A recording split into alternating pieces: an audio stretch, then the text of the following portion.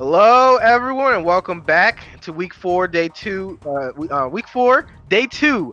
the Mythic League. Today, we're gonna have the Ugly Barnacles versus Team Udyr, the grudge match, the battle between two former bot lane players. They used to be on Poseidon together. You have Crumpy and Antunes, my former teammate, my friends, my boys, going up against each other.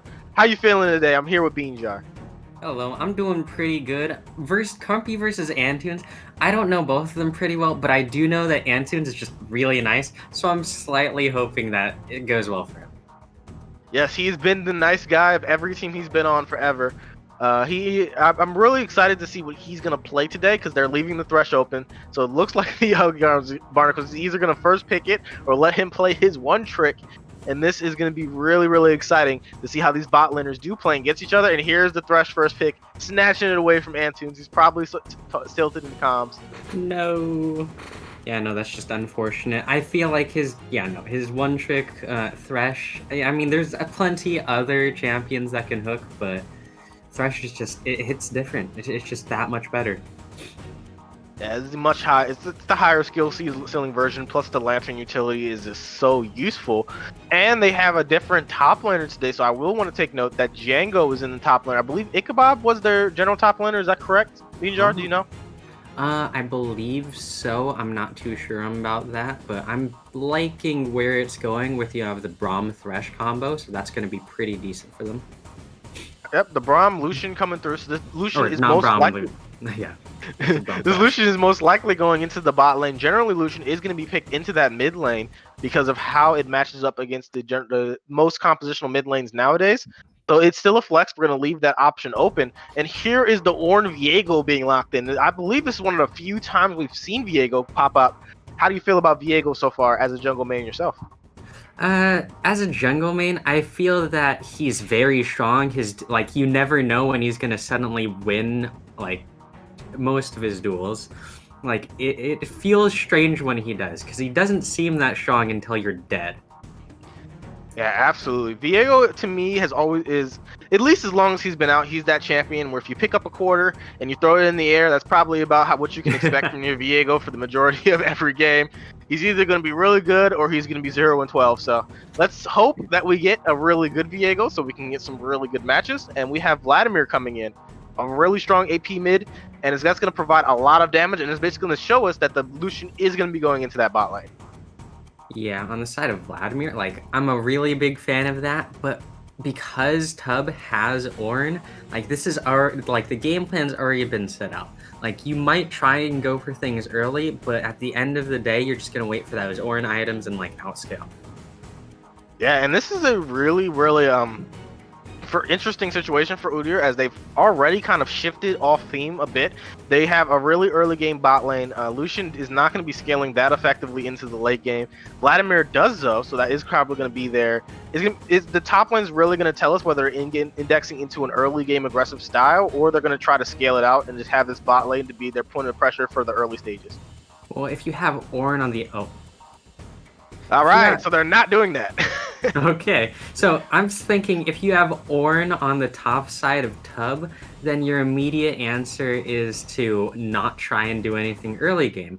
The thing would be to end the game as quickly out in the early game on the side of Udyr, which is why I think you might have a Lee Sin. I'm not too sure about that pick in practice, but in theory, I'm not actually too sure about that either. Well, it does have some strategic purposes. It can be used as a flex, so for people who are unaware, Lee Sin has popped up in the mid and top lane in the recent months. So them picking it here is just showing that, hey, we can put it in the jungle, we can put it in the top, and we can even put that Vladimir chop and put it in the mid. So that's going to give this last pick a lot of value. And it's real. This one is really going to flush out how the rest of their composition is going to be played. And if they can get a decent advantage from this last pick, then they may be able to accrue some advantages from draft that they have otherwise not have gotten. Yeah, I think Udyr's biggest problem. Oh, Lilia. That's actually. I'm slightly a fan of that, but I feel like their Lucian Lee Sin damage is going to fall off, and if you start packing that magic resistance, Udyr's not going to have too much, which is why you need your early game to be really strong, which confuses me on the side of Vladimir Lilia not being typical early game champions scaling up to do more consistent, massive damage. So I think ending it out early is going to be really difficult. Absolutely, and thank God you're a fan of it, because I'm absolutely not a fan of it. Uh, Going a double AP mid 2v2 is really bad, especially when you're going to go against Galio, who's going to be a magic resist stacker, and he gets that magic damage shield, so he's basically going to be unkillable in the mid lane for the majority of the game. And your team composition is going to be really indexing onto that Lilia getting good sleeps and being effective, because your engage is really limited unless Lee Sin just happens to be a god and can find all these angles onto a Xayah who has an R to avoid it, and a Viego who can R out also. So it's gonna be really difficult for them to find angles in these team fights. Yeah, I think this would just mainly be skill matchup, which would be the typical thing to do when you have Lee Sin. So I'm predicting Tub wins, but I think Udyr has a small chance. Yeah, I'm giving firm prediction. Tub is gonna take this one. They're gonna continue their undefeated streak. Crumpy is gonna get revenge on Antunes, and the game is in. We're in the game, and here is an early invade starting from the beginning.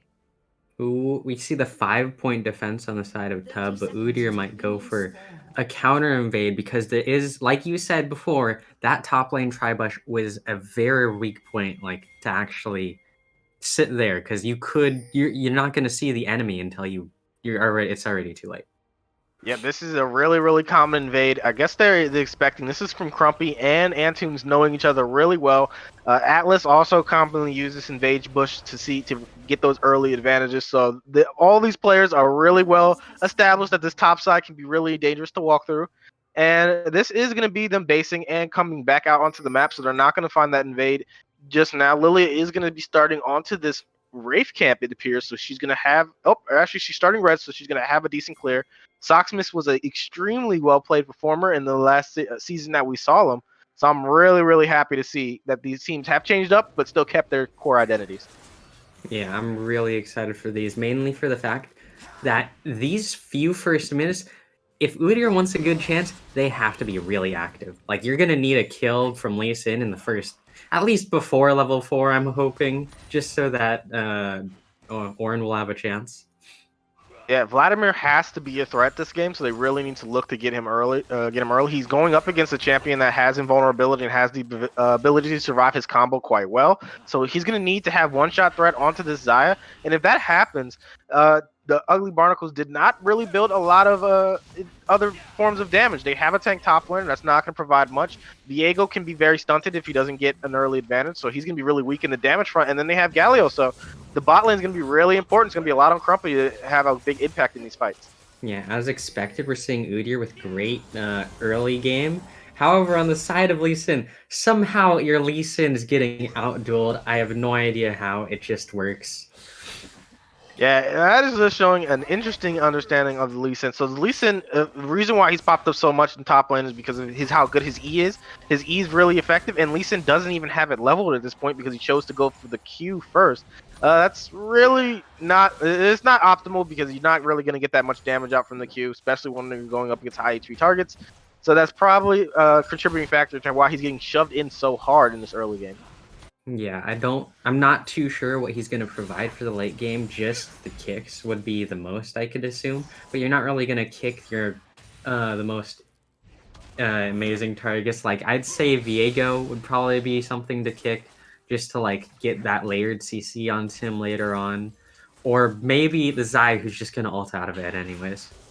Yeah, he does not have very good kick targets this game. That's going to be the hook landing onto Antunes. So this bot lane is going to be fighting. The Lilia is going to be cut off out of Viego, so she's not going to get there early. The Thresh is going to take a lot of damage. Antunes is going to have to go out with that Guardian Shield popping. The slow is on the Kayn. Vlad has priority. He is moving first, so that is going to be the flash coming out. That's going to be Viego having to flash over the wall. Now Thresh is out of position. He's going to drop, and that's Lilia picking up first blood for the side of OOD.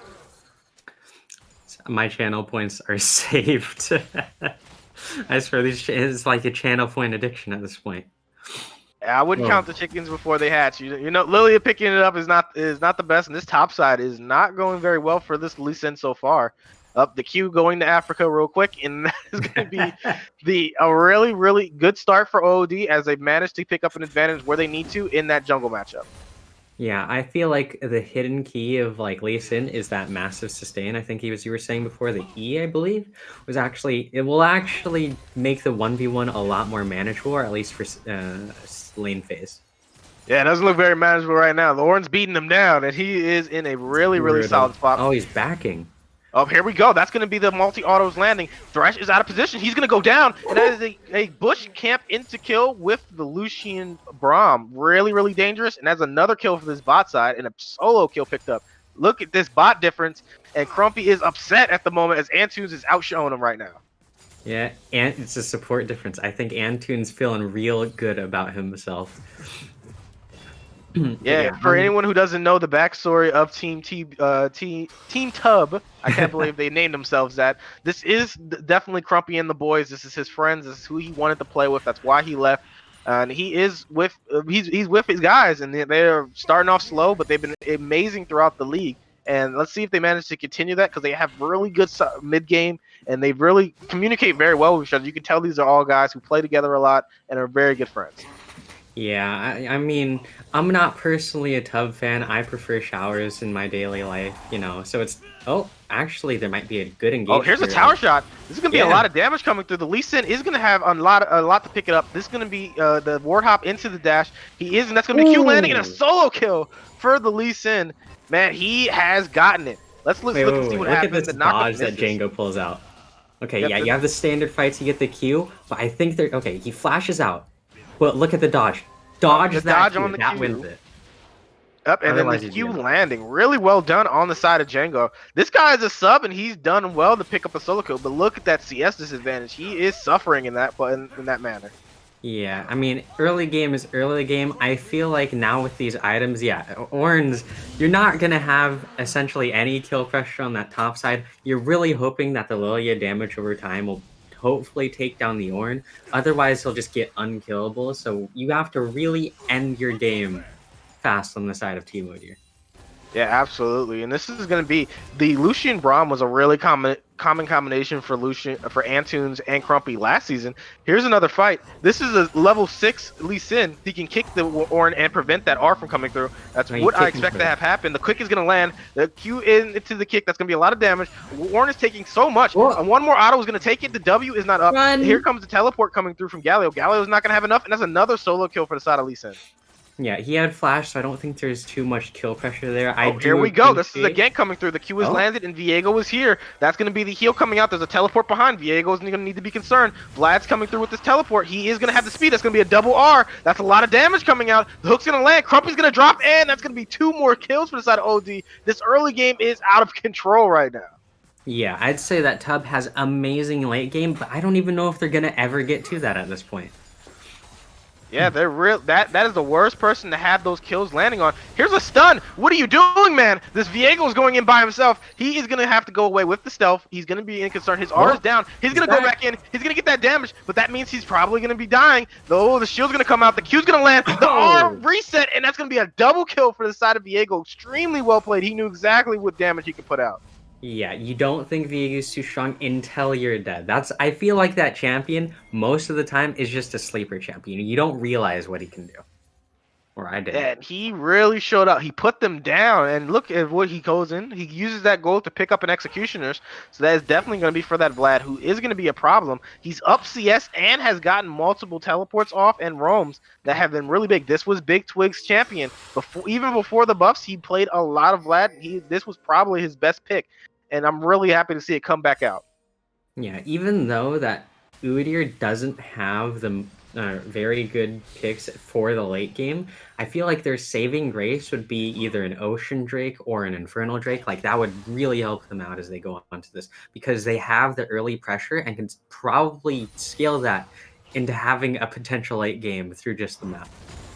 Yeah, this drag stacking is going to be important. And the Lilia is constantly pathing towards this bot side. That is definitely going to be what she's looking for. You have a Mountain Soul spawning. This is going to be really big for them to pick up. You don't want OOD to get this. Ornn getting any extra resistances is going to make him even harder to kill in the later stages. But this is exactly how OOD wanted their early game to go. They wanted to utilize this Lucian and this Braum to get an advantage, and they've managed to find it. Yeah, I bet Crumpy's really missing Antunes at this point. Yeah, and then look at this wave. This is going to be a 10 to Oh, 12 CS advantage. Here comes the dash in. the Even with sleep. the dash, Crumpy is not going to be able to get on. He's going to have to flash onto the hook. The heal is going to come through. Galio is going to come through. Multiple roots coming on. That's going to be Lilia dropping. That's going to be the Braum dropping as well. A really good trade coming down. And now that's going to be the stun landing. Viego's not stunned. He's going to stun into the R, and that's going to be a triple kill picked up for the Viego. That is OOD is getting brutal. turned around and stomped. Yeah, that was going so amazing for OOD until like the very last second when you bring in like 2 more champions. And okay, you see the sleep going here, Crumpy gets back, and it seems amazing. They're on their back foot. And then Galio comes, you pick off the Lily, you pick off the Braum, and I mean eventually you pick off the Lucian, but Jesus, that's rough. Yeah, that is rough. That is the Viego. This Viego is going to be going out of control. He's in one of those really, really happy spots for him to get in. And he look at the items he's managed to pick up. He's going to probably have close to that Kraken or the Shield Bow when he goes back to base. And what can we say? This jungle difference is just really coming out, and he's managed to have an amazing game so far. Yeah, like no pressure. The entire game's just on Viego right now. No pressure at all, just play normally when you realize that this entire game is just if you get okay, if Lee Sin gets a good kick onto him, yeah, you have a good chance there, but even then, like you Yeah, gotta that is a really hope big he shutdown he'll get over. If that goes over to Vlad, then suddenly OD is back into this game. Here comes the kick landing. Yeah, it looks like Lee Sin's going to get a pretty solid trade with the Conqueror proccing, but he's not going to have enough damage to just dive this bot lane, this Ornn. But you have the Lilia walking topside, probably going to be looking for that angle soon as they've gotten a lot of damage, and that R into the wall with the Q coming through could be a lot of damage onto this Ornn since he has no magic resist. Here's the dash in. Ornn's going to be in trouble. The kick is going to come out with the Viego here, but he's not going to be. Look at this flash. The flash dodge. The R is going to come through. He's doing everything he can He's to warp hop gone. away. Viego's still going to pick him up, and woof. This Lee Sin did everything to try to survive. Honestly, I'm assuming that Lee Sin, there's a reason that they actually picked him into a top. Maybe he mains a champion, because it looks like he mains a champion, because that style of play was really clean. Yeah, really well done. He executed very well mechanically. Wasn't able to get away, and that's going to be another kill picked up for this Viego. He is insane right now. He has the Kraken coming through. He's going to do heavy amounts of damage. At least Viego gets that double auto every time he uses an ability. And here comes Braum. Braum is clearing a ward. Crumpy is walking up, going to be staring down Antu, saying, "You can't come back into lane for a little bit." And this looks like a fight going to be preparing for this dragon. The dash over the wall is going to come through. Lucian has no mana. He's going to get hooked up. That's going to be Lucian dying instantly. And here comes the Galio. That's going to be the taunt land. And Braum's going to die too. Antunes is going to drop here. Ooh, or is he? He's going to get the W away. Look, this is a multi-man sleep. 3 man. No one can follow it up. And that's going to be the dragon being picked up for the side of Team TUB. I think there's this classic phrase, it's actually a 5-man sleep, because no one can engage on it. Yeah, absolutely. Everyone's sleeping right now, but nothing can be done as the undefeated team has come back from their early game deficit, and they are in a really solid position managing to close this glow gap and really establish a little bit of dominance, especially in this jungle matchup. Yeah, it'll be super hard just to get down the Viego. Oh, here we go. This is going to be the Vlad. He's going to use the R, get the damage onto the Galio. He's not going to be able to provide that much. The hook is going to go wide. Here comes the Flay, though. The root's going to land. Lucian's taking a lot of damage. He's going to have to heal and get away. And here comes the R. The R is going to go to Africa again, and that's going to be both 80 carries trading, and the roots is going to land, but nothing much is going to happen after that. Yeah, that is. I was going to say sus. Okay, no.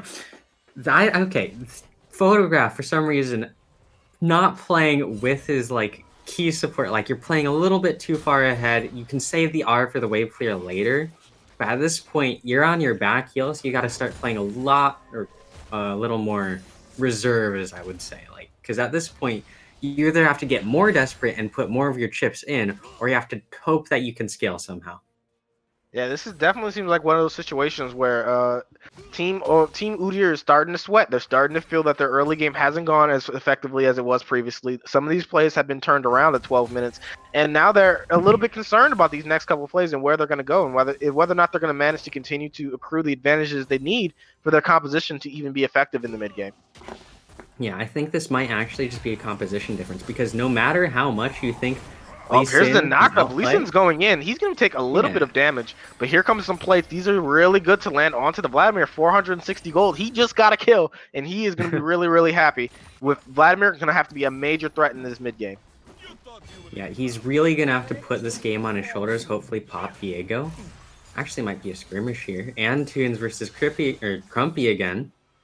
No, I don't. I don't think we might actually see a fight here. But yeah, regardless, on the side of Lee Sin and Ornn, you're not actually gonna have any kill pressure, despite how good you think the Lee Sin, or despite how well the Lee Sin actually is mechanically performing. Like, it's great as your standard Lee Sin player, but you can't outplay just pure armor. Like, that's too much for him.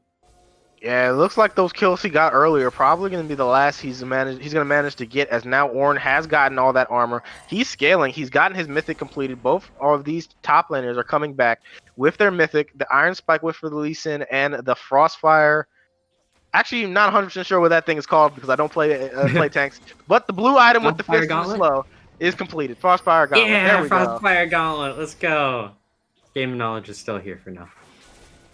Yeah, absolutely. And the Mythics have come through for the top side of both teams. So this next fight is going to be a little bit with extra damage coming through. This is probably going to be around the bot side. And that's been where most of the pressure has been coming out. Yeah, and on the choice of the Mythics actually being chosen, for Lee Sin, I think there is a third opportunity. I'm not sure if this is viable. You can confirm or deny this. But if you go Sidebreaker, you could get... what's it called? The insects without or with the Sidebreaker. I'm not sure. Starbreaker's dash is really low, so I believe you probably could. But I know for a fact that you can do the insect plays with the Prowler's Claw, basically with no mechanical skill. But that used to be what people were doing, but it looks like that's fallen out of favor a little bit. Yeah, I guess that's definitely because of the current matchup he has to fight. Like, Prowler's Claw against this much armor, you'd actually wet noodle fight. Yeah, that's when he's like, I'm gonna one-shot Viego, I'm gonna one-shot Crumpy and die after. So he's going for a little bit more sustain. He's trying to be that big bruiser. And I can't say I'm against having the Gore Drinker in this specific matchup. Yeah, but I mean, he's going to last very long, but I don't know if he's going to actually get much effectiveness. Wait, is this first tower? Yeah, this is first tower, and this is going to be some damage coming through onto the Galio. He's going to have to flash away, and Big Twig is performing. He's gotten his Vladimir. He's gotten a bunch of plates. He just managed to pick up another full tower with the help of that Rift Herald from earlier. And look at the shutdown. He's a 50 CS with 150 shutdown already. Once that Death Cap comes through, this Vladimir is online. Yeah, this Vladimir is the sole... I don't think there's any kill pressure here. I don't think anything's going to happen with this fight. Yeah, just wet noodle fights in the top lane, no kill pressure at all. But on the point of Vladimir, he actually doesn't complete his death cap, but he is still pretty far ahead. And on the side of Udyr versus the side of not HBK, versus Tub, sorry, I'd say that all of your eggs are into the Vladimir, where on the side of Tub, all your eggs are on the Viego. But I would much rather have Vladimir being the sole carry because he's so much harder to kill. And this is important, and this is really smart on the side of OOD. They don't have their item spikes, and this is at the point where Viego was still really strong, so they're not going to take this next dragon fight. But by the next one, this Vladimir will have it, and this is a cross-map play. The Ornn is under the tower by himself. You have two people walking up. There's no assistance on this side of the map at the moment, and the bot lane is already backed off on the side of OOD, so this is just going to be a dive. Is Ornn going to be able to make it out? He's going to get that E out. He still has flash available. He is going to flash to stun the sleep that's going to be coming out from the Lilia, so this is just going to be the Vladimir damage. Vladimir is going to chunk him out. The teleport is brought out, and that is going to be a win for the side of OOD, as they have gotten trades for nothing, giving up nothing in return. Yeah, that is pretty good for OOD. They still get a tower out of this, but I think if Soximus actually took the Blast Cone, you get close enough to proc your Qs, your slows, potentially your sleep, and just like your damage over time. That could have been a kill there, but I think they might actually trade mid tower here or get engaged on. Yeah, this is probably going to be either a mid tower or engage. So the mid tower isn't going to drop. You have two people showing up. They are going to be tracing. That's going to be the culling coming out. The culling isn't going to hit anyone. The hook is going to land. Oh, Thresh is going back in. He's decided. The R from the is going to be big. That's gonna be the flash out from the Braum, as now this slow has come through. Ooh, that's gonna be a good kick onto the Galio. Galio's out of position. He's gonna drop. That's gonna be a multi-man sleep on the side of Sox. They've all gone to bedtime. Ooh, they're trying to get through the Orn. The Orn is gonna drop, and that is gonna be a big fight. Now Crumpy slowed. He's slowed on the side. He's gonna have to flash out. This Lee Sin is still going. Wow, Django is playing this fight excellently. And you have to give him credit when we get to that replay. That was a ward hop into flash with the Q landing and then taking the Q back. Really, really well done. Up in here he goes. He's going to find the Xayah. The Xayah's going to drop. And that is the Lee Sin. He's playing these fights like he needs to. Wait, that was actually... Okay, just look at... I see why they picked Lee Sin. I didn't like it before, but I'm really liking it now. I think just out of pure mechanical play, he's taken what would be a horrible pick and just makes it work. It just here we go. This is really, really well executed. And as a former Lee Sin player myself, I'm going to tell you exactly what he did. Look at the flay's going to land. He's going to have the abilities. Look, this is going to be really, really quick. He's going to get that ward hop coming down. The ward hop is going to come down with the Q. Ward hop, R, and then Q back in. Really, really well done. Yeah, that is amazing. And then a 4-man sleep instead of a 10-man. So that's actually pretty good to see this time. So the setup from Lilia is going to be the big difference, because not really the damage over time. The damage over the time is for the Ornn, but like the utility that you actually get to have is invaluable. Yeah, and if Lee Sin plays fights like this could be a lot more, a really, really well done composition. He even finds the Xayah just strolling through the jungle, and that is big. Wait, okay. Is Django a Lee Sin main? Like, is this like his main champion? Because this is what I would expect from someone who just plays Lee Sin. I mean, who knows? He could be a jungle main playing Lee Sin top, but he is performing, and he has done really, really well. He's 4-1 at this point. These solo lanes are going to be big in these team fights. Now that he's had so much gold, this Lee Sin is going to be a threat. He's going to have one-shot threat onto the Viego at most points into the match, and it's going to be really based on whether or not this Vladimir and this Lucian can get through this big Ornn and how much damage that they're going to take. He's going to mitigate with the armor he's going to be stacking. Yeah, this is actually really good on the side of...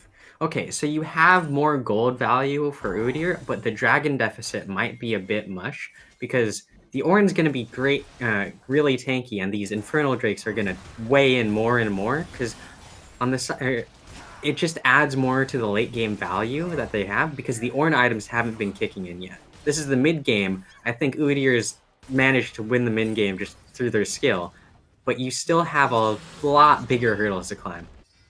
Yeah, and look at Photograph. He has picked up the Kraken Slayer. I like that choice. Now Galio's caught out of position. The Q's going to land. He's going to be going in. The Galio is going to have that damage reduction for a short period of time. Lee Sin is still chasing. Please don't take this next Q. You're walking into 3 people, man. Now you're going to be running. The Ward Hop is going to come. The Teleport is going to come down. Oh, this is dangerous. Now that's going to be the Vladimir on the backside. He's going to get this R. A double sleep is going to come through. This bot lane's in trouble. That's going to be a shutdown coming down. Lilia and Thresh have picked them up. Now Ornn's going to die. This is huge. Viego has come in. If Viego dies too, this is a big shutdown, and this is going to be a triple kill for the side of Soximus, and that is so much gold going over to this Lily, and an ace picked up for the side of OOD.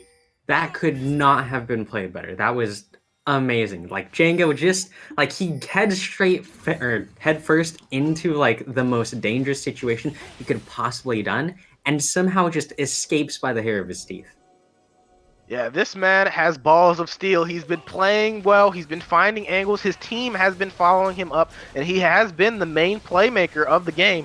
And you have to give Soximus credit also. That big sleep, getting both bot laners, taking the nap in the middle of the team fight. Even with the Vladimir dying, they had enough damage to pick up the rest.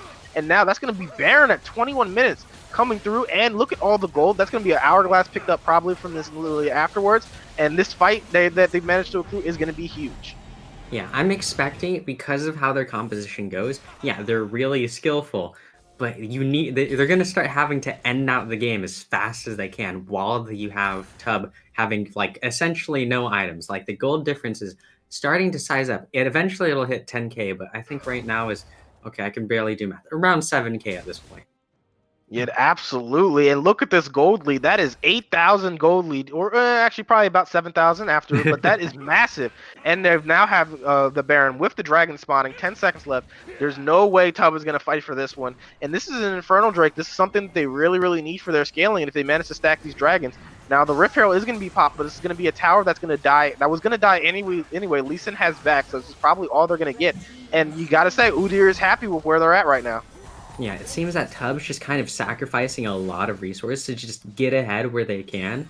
Like, redirecting wherever Udyr just doesn't find themselves. Oh, here's a fight. They found an angle. Galio's coming in. Crumpy's taking a lot. He has one more stack till stun. That's going to be the Braum. He's going to make it out by the skin of his teeth. Thresh taking a bunch of damage. That's going to be a double kill coming through. Big Twig has found it with the Vladimir R. And look, more kills coming down and a huge ultimate from the Vladimir.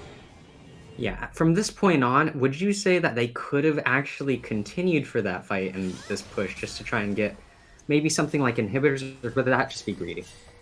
I think that would be greedy. They really are trying not to give up any advantages. But now, Photograph is here by himself. He could be doing his best Nickelback impression if they catch him. But that is going to be it for now. And they're probably going to look to reset and get this Weeze Waves pushed in. Yeah, resetting and going even harder onto really on any lane that you decide they'll be able to siege it through. It's just how slapping them with wallets at this point is really effective. Yeah, I'm really, really happy with what we're seeing. This is the undefeated TUB. They have not dropped a game yet, and they are struggling against OOD. Let's see if OOD can close out with this massive gold lead that they've managed to accrue. They still have Baron for a minute or so. Viego is chilling at the moment, and this is Lilia throwing E's, trying to fish for a good sleep. But now all these waves are pushed in. This is where the pressure is going to come down. You have the Vladimir. He's by himself. He's going to probably pick up this tower. The Orange is going to be shoved in also. So let's see if any more gold manages to come over. If both these two mid towers drop, that's going to be really, really solid for this Baron power play.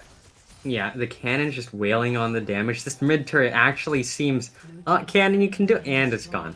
Yep, there we go. That's going to be the Lee Sin. He's going to take the blast cone. He's looking. He's going to find the Thresh. The Thresh is going to have to flash away. Now he's eating the culling. That's going to be a lot of damage. The Photograph's going to pick it up. Really, really well done. Now this is going to be a big fight. Look at the sleep. That's going to be Viego dropping. That's going to be everyone falling, and everyone is going down. OD is going to pick up the game. That's going to be all she wrote, as that's another ace, and Baron is still alive. OD has defeated the undefeated TUB. Yay, my channel points. Yeah, this was really good. I thought their composition was just horrible, but they, just by pure like willpower and skill of playing, like they actually brought it back harder than ever before, defeating the undefeated. I think it's amazing. Oh, yeah, that is what we like to see. These mans have hands, and they have picked up the game. And Crumpy's the first one to leave. Someone get the salt out. It's getting spicy. And I'm happy. Antunes has grabbed it. Nice guys. Don't finish last today. And whew, what a fantastic set of plays coming out. And if I had to pick an MVP, you got to give it to Django. What an amazing set of substitute plays. Yeah, that was... I mean, yeah, no, I can't state enough how I thought Lee Sin was just horrible. But it's amazing. Like, it just... I'm practically speechless at this point. Like the quality of utility and like just movement that he put while just being on the hair of death at essentially all points. If he misplays even once for most of those fights, he's entirely dead. Yeah, absolutely. And I know we're still looking at the graph, but man, no one wants to hear us talk right now. Please get us into the interview. Let's hear what they got left, and then we can go there. Yeah, I'm pretty excited for this.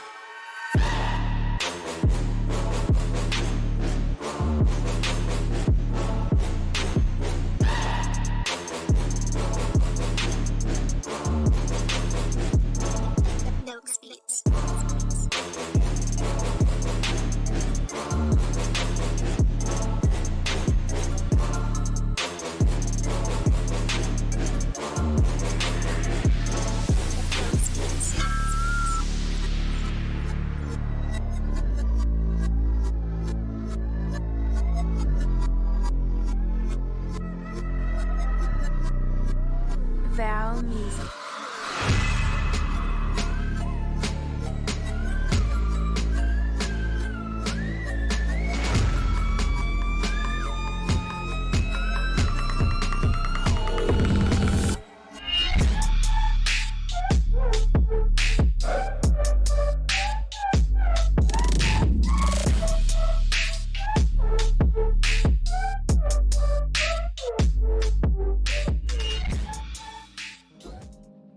Hello, folks. Chris Edgeworth here with the second interview of the day. I'm joined by Photograph, the victorious bot laner from Team OOD. How you feeling after that big win? I'm feeling pretty gassed up. The boys pulled it home, defeating the undefeated. That was pretty easy, I'd say, easy game. Yeah, I was gonna say that was certainly a statement to take down not only just the first place team, the undefeated team, but to take them down in such a crazy fashion to slap them around a little bit like that must feel good. Let me talk to you about the draft that you put together. You had the last pick flex of the Lilia, swapping the Lee Sin up into the top lane. Talk to me about how you put this draft together and sort of what the plan was, knowing that you had Django coming in for a substitute. Yeah, so we know Django's pretty strong on the carry top laners, but they kind of panned out a lot of his top lane picks. So we were thinking about how we could play around that. But they decided to pick their top lane a bit early into the draft, Orin, and we knew that he was actually feeling pretty confident because he played one single game of Lee Sin top versus Orin, and kind of knew the matchup off that. So he pulled it out, and obviously it delivered in pretty strong fashion. And the rest of the comp-wise, they pick Orin into Braum, which is questionable, I'd say. Bot lane matchup's pretty solid. I don't think Thresh Xayah is too good into Lucian Braum, but I could be wrong. Clearly that game I don't think so, but jungle solid, always on his patent, I'd say.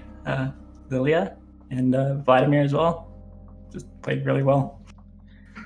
You guys certainly executed the champions you pulled out in this draft well, especially Django. There in the broadcast, they talked a lot about how well he seemed to be executing, especially with the insect kicks.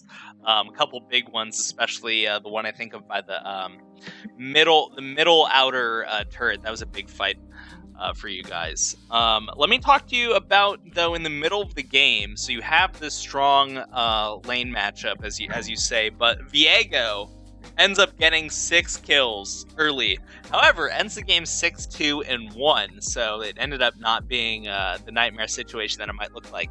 How did it feel being in that game, with the confidence about your draft that you talk about, but seeing the Viego get the nightmare situation of the 6-0? How do you stay calm in that? Yeah, I'd say it was pretty unfortunate that he started getting kills. It kind of felt like no reason.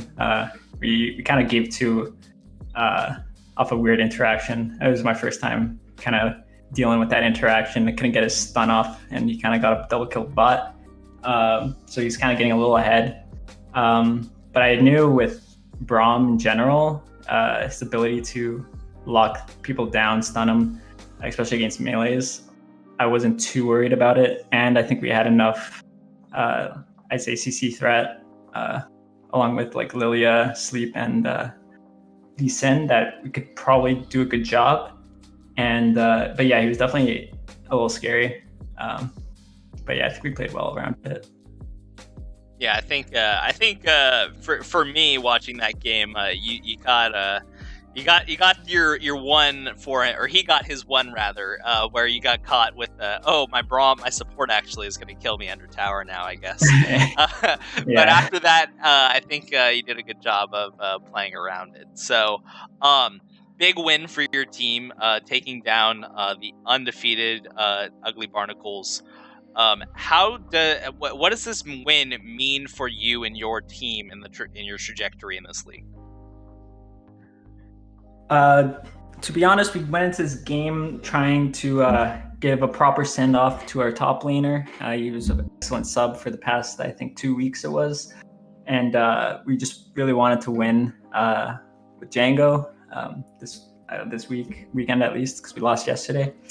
And it turned out we were playing against undefeated, and we just knew we had to get that dub for him, and it happened. So it definitely helps, gets us those extra wins for the league. So yeah, I think we're on a good track, especially playing a game like that. It was pretty confidence boosting, and I think we're gonna try to snowball that confidence going in to later weeks. And yeah, that's really awesome. I didn't know specifically what the situation was with Django, so it's pretty cool for him to come in for these 2 weeks, and then on the final game, able to top diff the reigning undefeated jungler with the sick pocket Lee Sin. That's pretty dope, and especially a good showing on it for him with the 15 out of 21 kill participation. Pretty good. So shouts out to Django. Good luck for you and Udyr in the weeks going forward. Photograph, thanks for joining us for an interview. Anything before we go? I'd like to wish every other team luck. We are a menace in the league, and we're going to show it come playoffs. There you have it, folks. You're on notice. Udyr is coming for you. Don't go anywhere, though. We'll be back with the final game of the day, so don't touch that browser.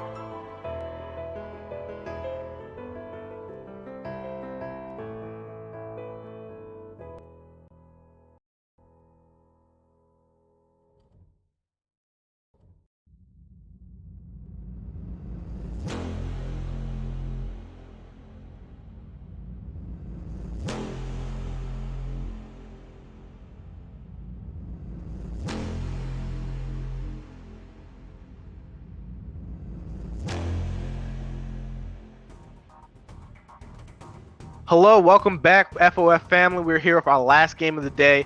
We got Team A Click versus the SGR Reborn, and we are ready for our final match. How you feeling, Beamjar? I'm feeling pretty good. I'm excited for this game.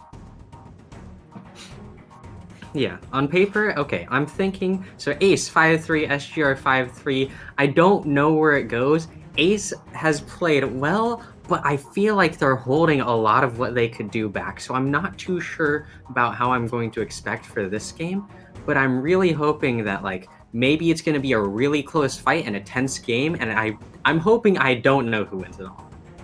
Yeah, these guys have been coasting. They've been trying to like ride the wave. They're not really making waves just yet, but we all know they're extremely talented. They have their new players with Vambia and Delete. These guys are probably the highest elo team that we have, and they're going up against an SGR Reborn who is out their usual mid laner. They don't have Streamer Surf today. They have a Kaipo subbing in, so this is a perfect opportunity for them to get a win on the board and try to get some. I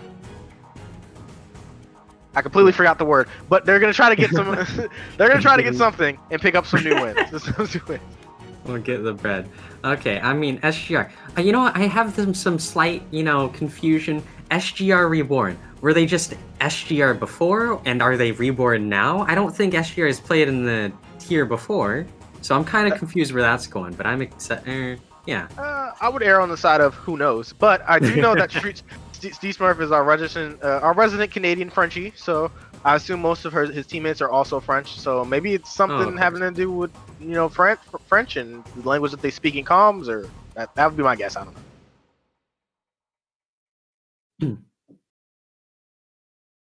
Okay. Okay. So we're getting notes from our producer that SGR stands for Sick Game Riot, which which is most likely sarcastic, given how these players feel about solo queue. But we all know we love Riot here. We're fans of the game they've made, and we know they'll hire a decent balance team at some point. So we're just waiting for that.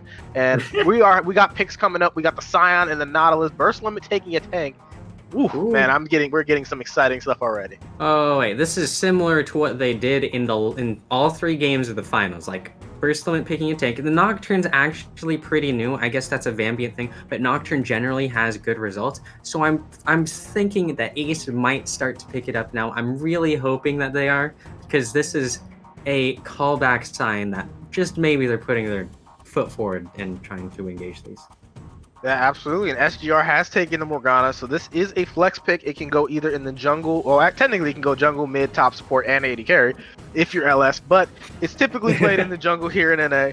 And we have the Tristana also coming through, so they picked a double flex lane for their first 2 picks. I like this. I'm always a big fan of flex lanes. And with Tristana having that same type of viability, can go top, mid, or AD carry. But with Wukong coming out, it's just mid and bot that it can go. And we've already locked in a really heavy CC top laner for SGR. Actually, we have seen Morgana being played in the jungle, so I'm actually a fan of flex picks when they're used for deception. Because of course you could assume that that'd be mid or support, and then you get your enemy team to start banning out those champions.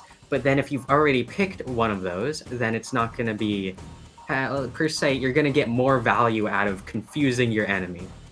Yeah, and it seems like Ace is assuming that is going to be the Morgana in the jungle, because they have taken the Blitz Crank, and that is an interesting pick, because if Tristana is the bot laner, you cannot hook the Tristana. She can easily buffer out of that, and if Morgana does opt to go there, that is another tool that's going to make it difficult for you to find those hooks.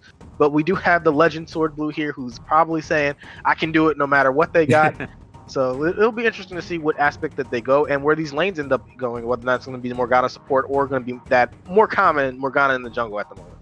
Yeah, I'm hoping for a Morgana in the jungle, just because I kind of like how it works. It's like a Fiddlesticks, but you get to have more, I don't say, reliability in your CC, I guess. But I know you do play ADC, so how do you think Tristana would pair with something potentially like Morgana? Not well. Morgana, you do get the black shield, so you can really get in there, and it is decent for Tristana to be able to jump in, but it is a relatively weak lane. Morgana is not the best laner. Her skill shots are very difficult to land. A good bot laner will dodge the majority of the time, and this is going to be a different type of lock-in. If this is the Diana, this is going to put the Nocturne most likely in the mid lane, so I would love to see Ace take that choice. And we're gonna quickly see. Yep, that's gonna be the Diana locked in. The Diana is a mid jungle flex, so more flex coming out. But it's typically played in the jungle right now. It has one of the fastest clears, and it's gonna be something that could match this Morgana in the possibility. Yeah, I'm expecting really good plays from just try engage to get the Cyan ult and the Diana Nocturne and just wombo combos. But I feel like the counter engage from something like Morgana ult and Wukong and the set actually coming in to actually just reverse the roles and pile drive whoever is trying to come at him should be really good as far as dueling is concerned. We've seen a set versus big beefy tank like Cho'Gath, and I think the option here wouldn't be for Cyan to try and win lane, but try and last out through lane and just get really good value later on when he like actually goes. Yeah, and that's going to be the set in the support role if this is the Syndra locked in. So that's going to be a Tristana set in the bot lane with Wukong going in the top and Morgana in the jungle. The Syndra lock-in is really going to be effective. It's a very safe pick, and it's something that can do okay into Diana. It's really, really difficult to play that matchup if the Diana is constantly landing those Q and E because there's not a lot of follow-up. The follow-up disengage after that E from the set Syndra is used. And here is the SoSam sad Ezreal. He's played this a lot. This is one of his premier champions, and this is something very safe that they can take in the bot lane. Honestly, it's a great. Okay, he's good with Ezreal, right? Because I'm pretty sure. Well, I'm not pretty sure. I know that Ezreal is like one of my favorites. You know, I play like assassin champions a lot of the time, and not only is this champion pretty safe, but he deals out insane amounts of damage. So I'm really excited for this Ezreal pick. Yeah, Ezreal is really good. It's been popping up a little bit in Korea as a counter pick to the Tristana. Basically, Tristana has to be extremely concerned about when she jumps in onto the Ezreal because of how much damage he does with the lethality build and a possibility of a 20% crit doing that extra bit of damage. It sounds low, but it happens a lot more often than people would expect, especially since Ezreal gets attack speed based on his abilities landing, and he's one of the few AD characters that can easily survive that all-in without having exhaust on himself. So I'm really, really happy to see this is something that we've been seeing a lot. Expect this to be a matchup at MSI, and we're seeing it here first. Yeah, who do you think will win? Well, I feel like I'm obligated to say SGR. They've been more consistent recently. A-Click has, they've definitely fallen off from the form they were when they won their second championship. They are a previous winner, so you can't really count them out. But they've had a really slow start, and I'm not super confident in where they're at right now. Yeah, I feel like maybe I'm beating a dead horse, but like I think I'm just really hoping. I could only just cross my fingers that Ace is going to edge out just a little bit in this game, but who knows? Yeah, and as we get into the game, we're going to finally see where Ace's champion is going. That's going to be the Nocturne in the mid lane with the Diana in the jungle. This is a early invade. The Blitzcrank is going to have an angle if he chooses to go for it. So sad. So that's going to be the flash. The flash is going to land on Set. Set is going to be running away. There's no follow-up CC. That's going to just be a trade of flashes and the Ignite going. So all the summoners out of this bot lane. Flash for flash on support. I'm not sure if it's worthwhile. I think it's pretty nice to have. Well, as we're taking... Oh, it's actually a Nocturne mid and a Diana jungle, as you can see from the rune. So that's actually pretty nice to see over here. Yeah, absolutely. And I have to think SGR has come out in the advantageous position because that, if you notice, Set has that second flash that he gets from runes. He gets the Hextech flash on cooldown, and he is still going to have the ability to look from engages from the bush with that, and he also still has his Ignite available, and it's going to be a really vulnerable Blitzcrank to the all-in of a Tristana Set.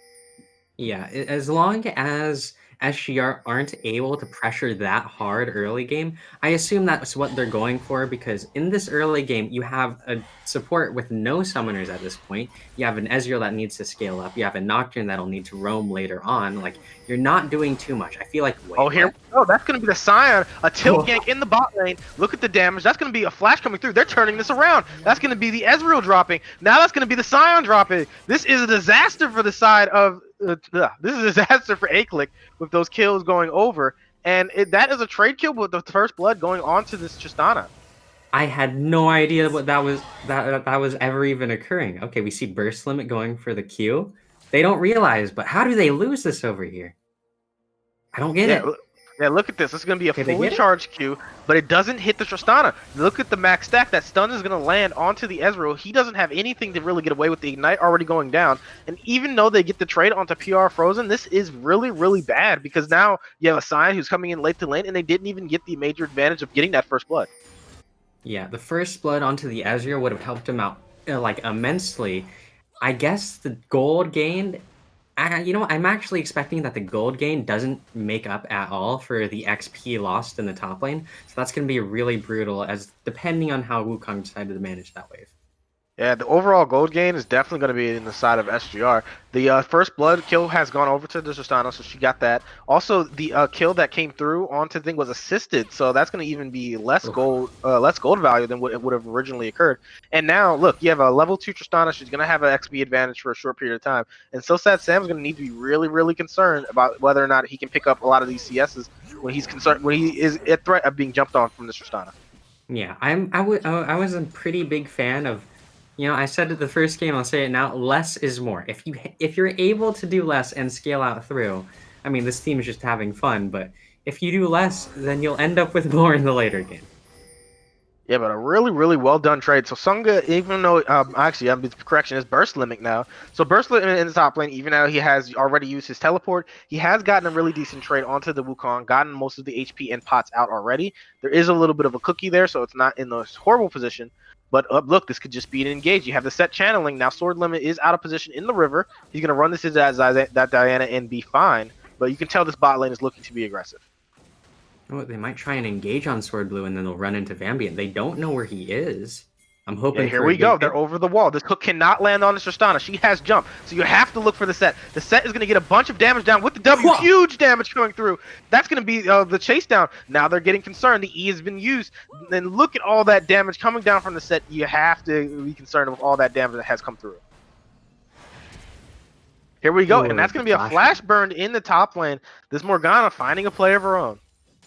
Yeah, no, that's actually just kind of brutal on the side of A-Click. I mean, they're going okay. Vambiant, I guess, gets out some summoners onto the Tristana, so that's going to be okay for now. I don't know if those were... No, those were not blown then. Those were actually blown from the fight before. And now we're going to have, let's say, the Ignite back from Set, and the TP effect, or the Flash was effectively never gone. So A-Click is just wasting a lot of resources here. Yeah, here we go. That's going to be the binding landing, and the Black Shield is going to prevent the knockup. But this is a really tanky sign. You're not going to be able to kill him here. Here's an early roam from the side of Sword Blue. That's going to be the hook going wide. No. Demon Lord Natty has snatched away the dodge, but here's going to be the stun. All that stun is going to be landing. He did not flash the Q. The Ignite's going to be picked up from the side of the Nocturne, and that's going to be a kill from the roam from Sword Blue. Yeah, that is a lot of effort expended for not too much gain. I do like the initiative taken from Sword Blue because effectively the Ezreal is just free farming and he was already behind XP, so you don't. Oh, here we go. They're not done. They could be looking for a dive. Yeah, it looks like they're going to be the wave is going to go out, so they're not going to be looking for it. But Sword Blue is spending a lot of time in this top side. Yeah, I don't think, because Ezreal is already behind XP, I think it might even out. He's a bit too far, and he doesn't have Moby Boots, so this was a really aggressive roam for the Blitzcrank. He's actually not even backing at her, though. I don't know if he realizes this. He's staying top. Up here comes the flash onto the Ezreal. Look at that damage. Now the jump is going to come through. That's just going to be the kill with the Ignite, but no! Warplaque did not opt to go for that last auto attack, really thinking the Ignite from the set was going to take it, and that is going to be a Ezreal surviving with really low HP. He's going to lose this whole wave at the tower. Okay. Is it just me, or is Sword Blue still in topside? Like, he's just sitting there? Yeah, Sword Blue is doing a little bit of Sword Blue trolling. It's okay. The dash is going to go away from the Ezreal. And if they don't get a play here, this is a lot of time invested. Your Ezreal is suffering, and now you have 3 people that are moving for the Morgana. That's going to be the damage coming down. The Q has landed.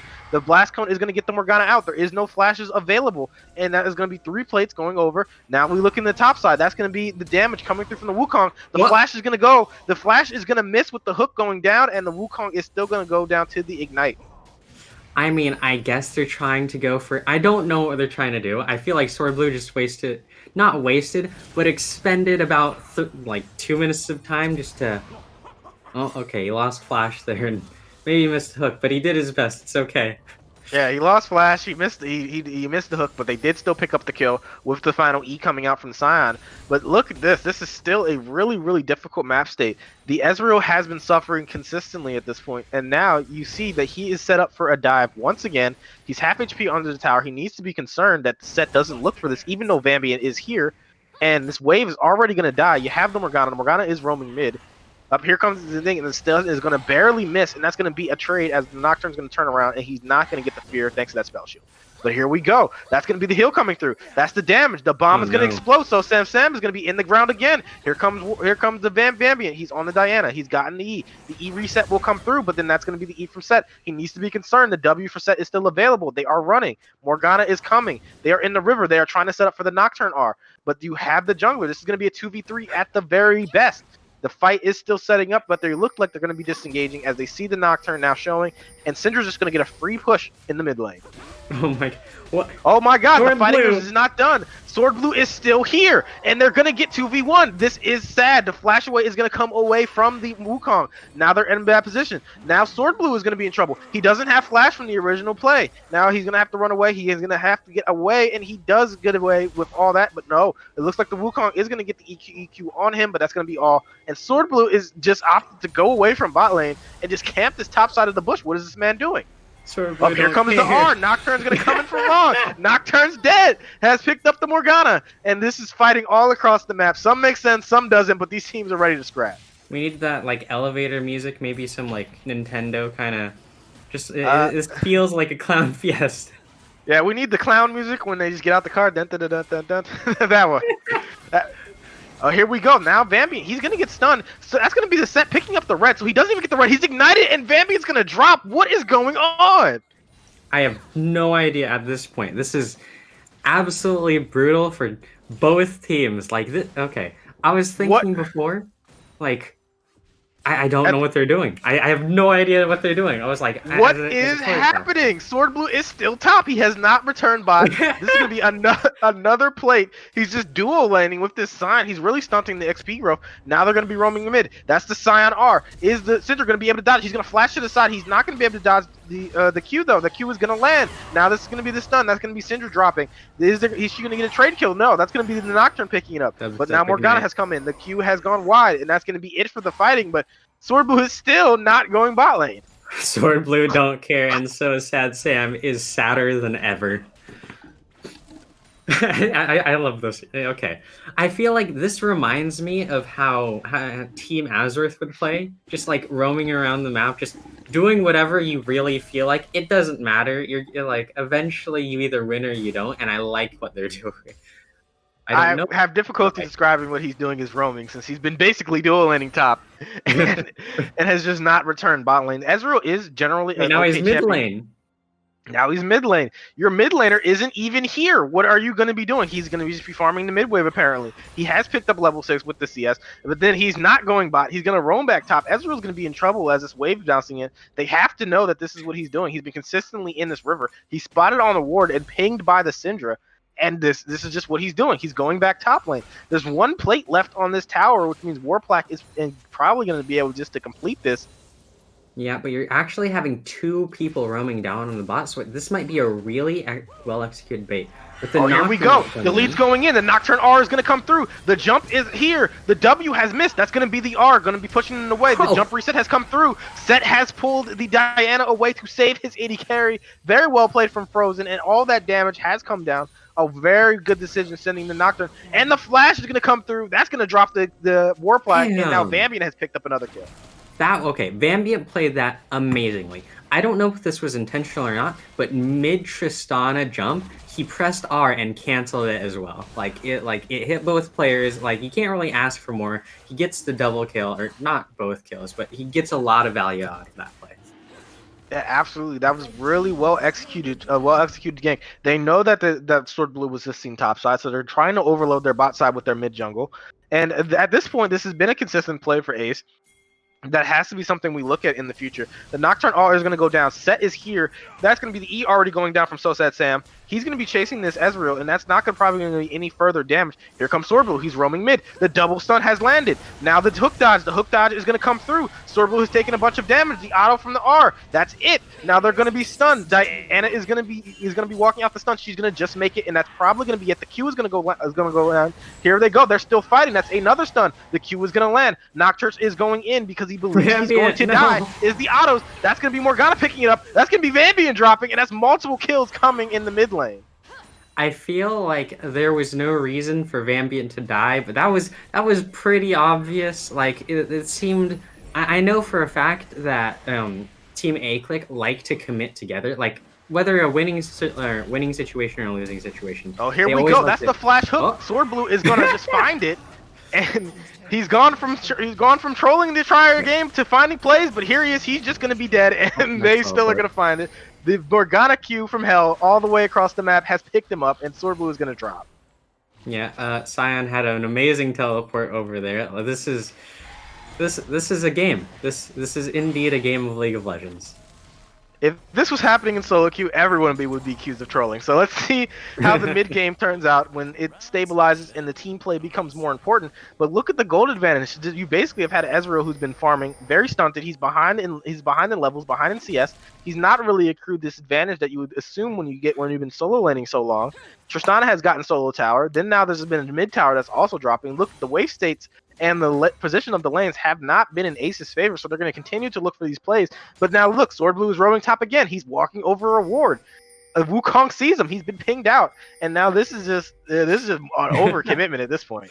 I think at this point, I think the worst thing, not the worst thing, but a bad thing about this is that with all that solo XP that So Sad Sam should be getting, he's still equal level to Tristan. Oh, he just got... Is he level 8 still? I'm pretty sure he's still level 8. So he's equal level to Tristana. He hasn't gotten anything out of this. I guess Sword Blue has gotten more effectiveness out of like 2 more, maybe 3 more kills, but this is brutal. Yeah, the advantages that they've been looking for are just not there, and it's probably going to eventually stunt the Scion because the Scion is going to be getting less value.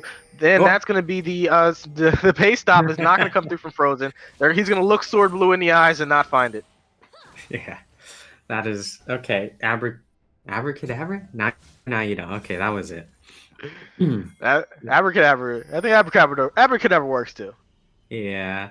I mean, I'm seeing on the side of Wukong. Wukong, we've seen before in the season, more so in heroics, have actually like decimated some team fights because how he's able to get into that backline. However, I don't think A-Click has much of a backline. Like you have the Ezreal, but what are you? Okay, you're killing the Ezreal. He's not really doing too much at this point. Like he has his Essence Reaver. I guess he'll do some damage, but he's starved out. Like he's not gonna be the very worthwhile.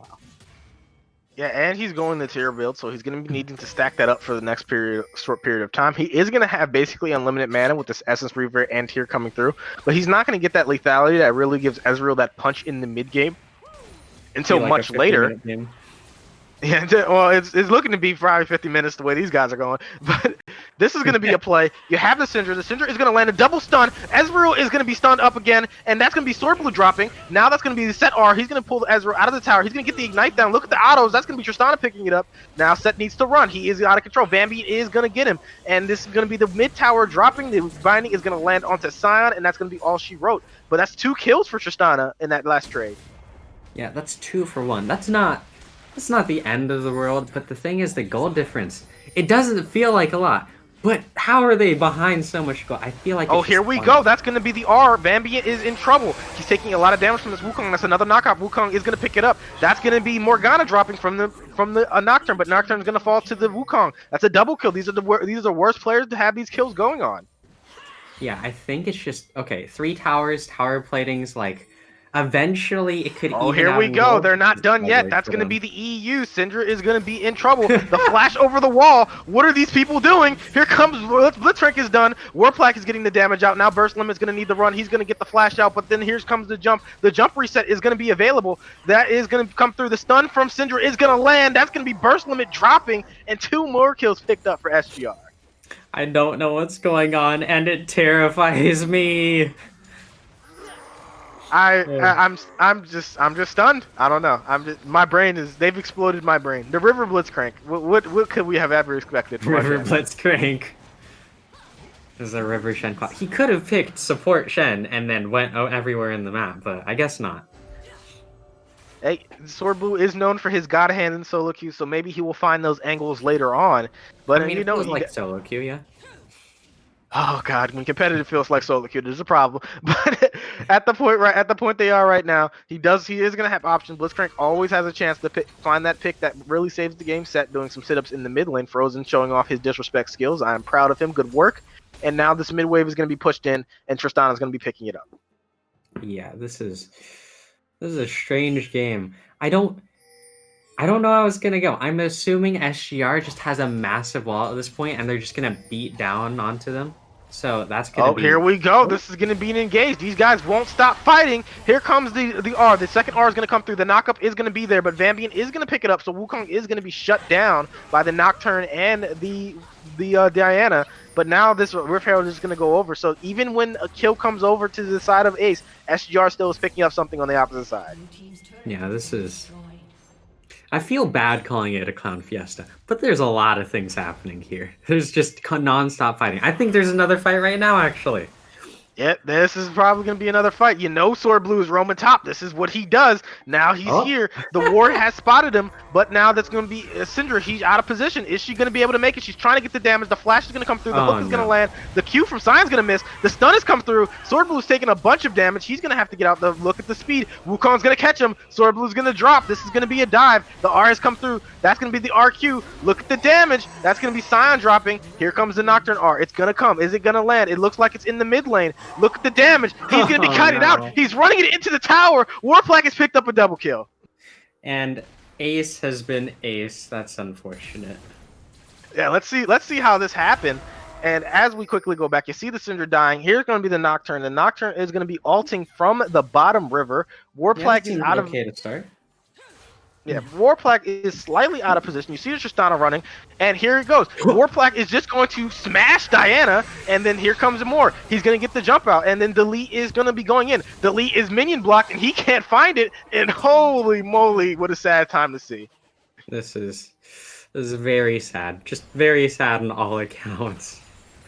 Yeah, I'm obligated by the state to say if Sword Blue has 1 million fans, then he still has 2 people who are in here with him, but he's closer to 0 than he is to 1 million, and this is really, really hard for Ace Click at the moment. Okay, this is. Oh, I mean, Sword Blue's alive, and he's gonna go back down to. I assume top lane. He's going to run the enemy team down into the. And brutally just destroy all of them, as I feel like his hooks before were actually pretty okay. Oh, here we go. TP has come through. Burst limit is here. Tristana is going to continue that base because she feels like this is not the fight to take. The Wukong is going to get the R. That is going to cancel the Q. Now Wukong's going to begin out. He is going to be slowed by the sign. This is going to be something to be concerned about. Set is going to cancel. Set is going to be now running. He's going to take a lot of damage. Vambian is here. The R from Vambian has come through. The W is here too. Vambian is going to be able to pick this up probably. The Q is going to land. Vambian has picked up Frozen, and now they are running it out. Yeah, like, this is just brief flexes of power shown by Ace, but they need to win the war. Like, at this point, somehow killing the Tristana is going to be your biggest thing. With the Nocturne Diana, it shouldn't be that difficult, but it feels impossible.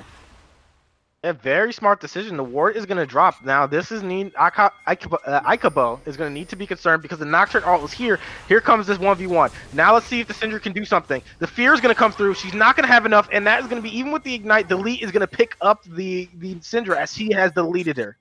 Ezreal almost barely just got the assist or even the kill, because at this point he deserves something. Like, he's been neglected. Oh, here we go. Like... Sorry to cut you off, but you know they're going to fight. Here they go. Vambian's going to go in onto the Morgana. Sion's out of position. Look at that damage. That's going to be the stacks coming through. Sion's drop. Now Vambian's going to drop. They're right in front of Baron. This could just be the next Baron as it spawns in 3 seconds, and now we're having the pickup, and that's exactly where they're going to run to.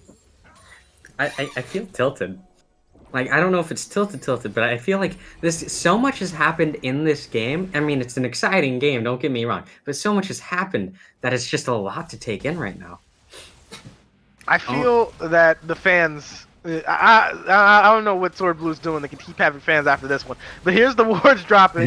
Set is going to body block. He's going to prevent the hook from landing. Oh, 260 to where it drops to. That's going to be Tristana picking it up, not the smite. So, woo, see, he almost snatched up the Baron with the hand. So you got to give him that. Set now he's walking it out. Here's going to be the Wukong. I don't even know if they're going to be fighting now at this point because this is all they seem to do. And Sword Blue is going to make it out. I think at some point. Oh, is he gonna make it out? Oh, there you go. He's gonna make it out. He'll be fine. He'll be fine for now. I think oh wait, another Oh, fight. here we Let's go. Vambian's going in, but Tristana's over the wall. Goodbye, Vambian. Now this is going to be a look at that damage. Look at all that extra auto attack from the speed. That's going to be the Scion. Scion ult's going wide. Burst limit has not found it. He's missed the Q also. The W is coming out, but the Delete is here. The Delete is going to get that R. That's going to be the shutdown, and we have finished the Tristana for round. Okay, Nocturne Gold is pretty okay to have. Like, he's the one champion that's going to be able to kill the Tristana. Like, even with the jumps, you could still... As long as you have the Q procced on them, you move pretty fast towards them, especially when moving towards feared targets. So that's going to be very nice to have with the Ignite. So there is a possible avenue for Ace to return into this game. But we are nearing a near 9k gold, near 10k gold deficit, which is going to be, I'll just say, difficult to come back from.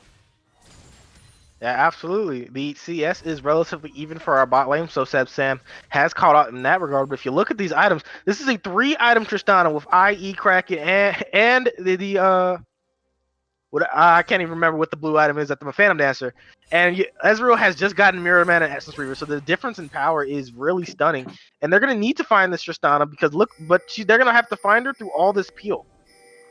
Yeah, it's absurd amounts. I mean, especially the Black Shield. Like, you can't really do too much for that. The Nocturne does not very much amounts of AP damage. I feel like, I believe his E actually does AP damage.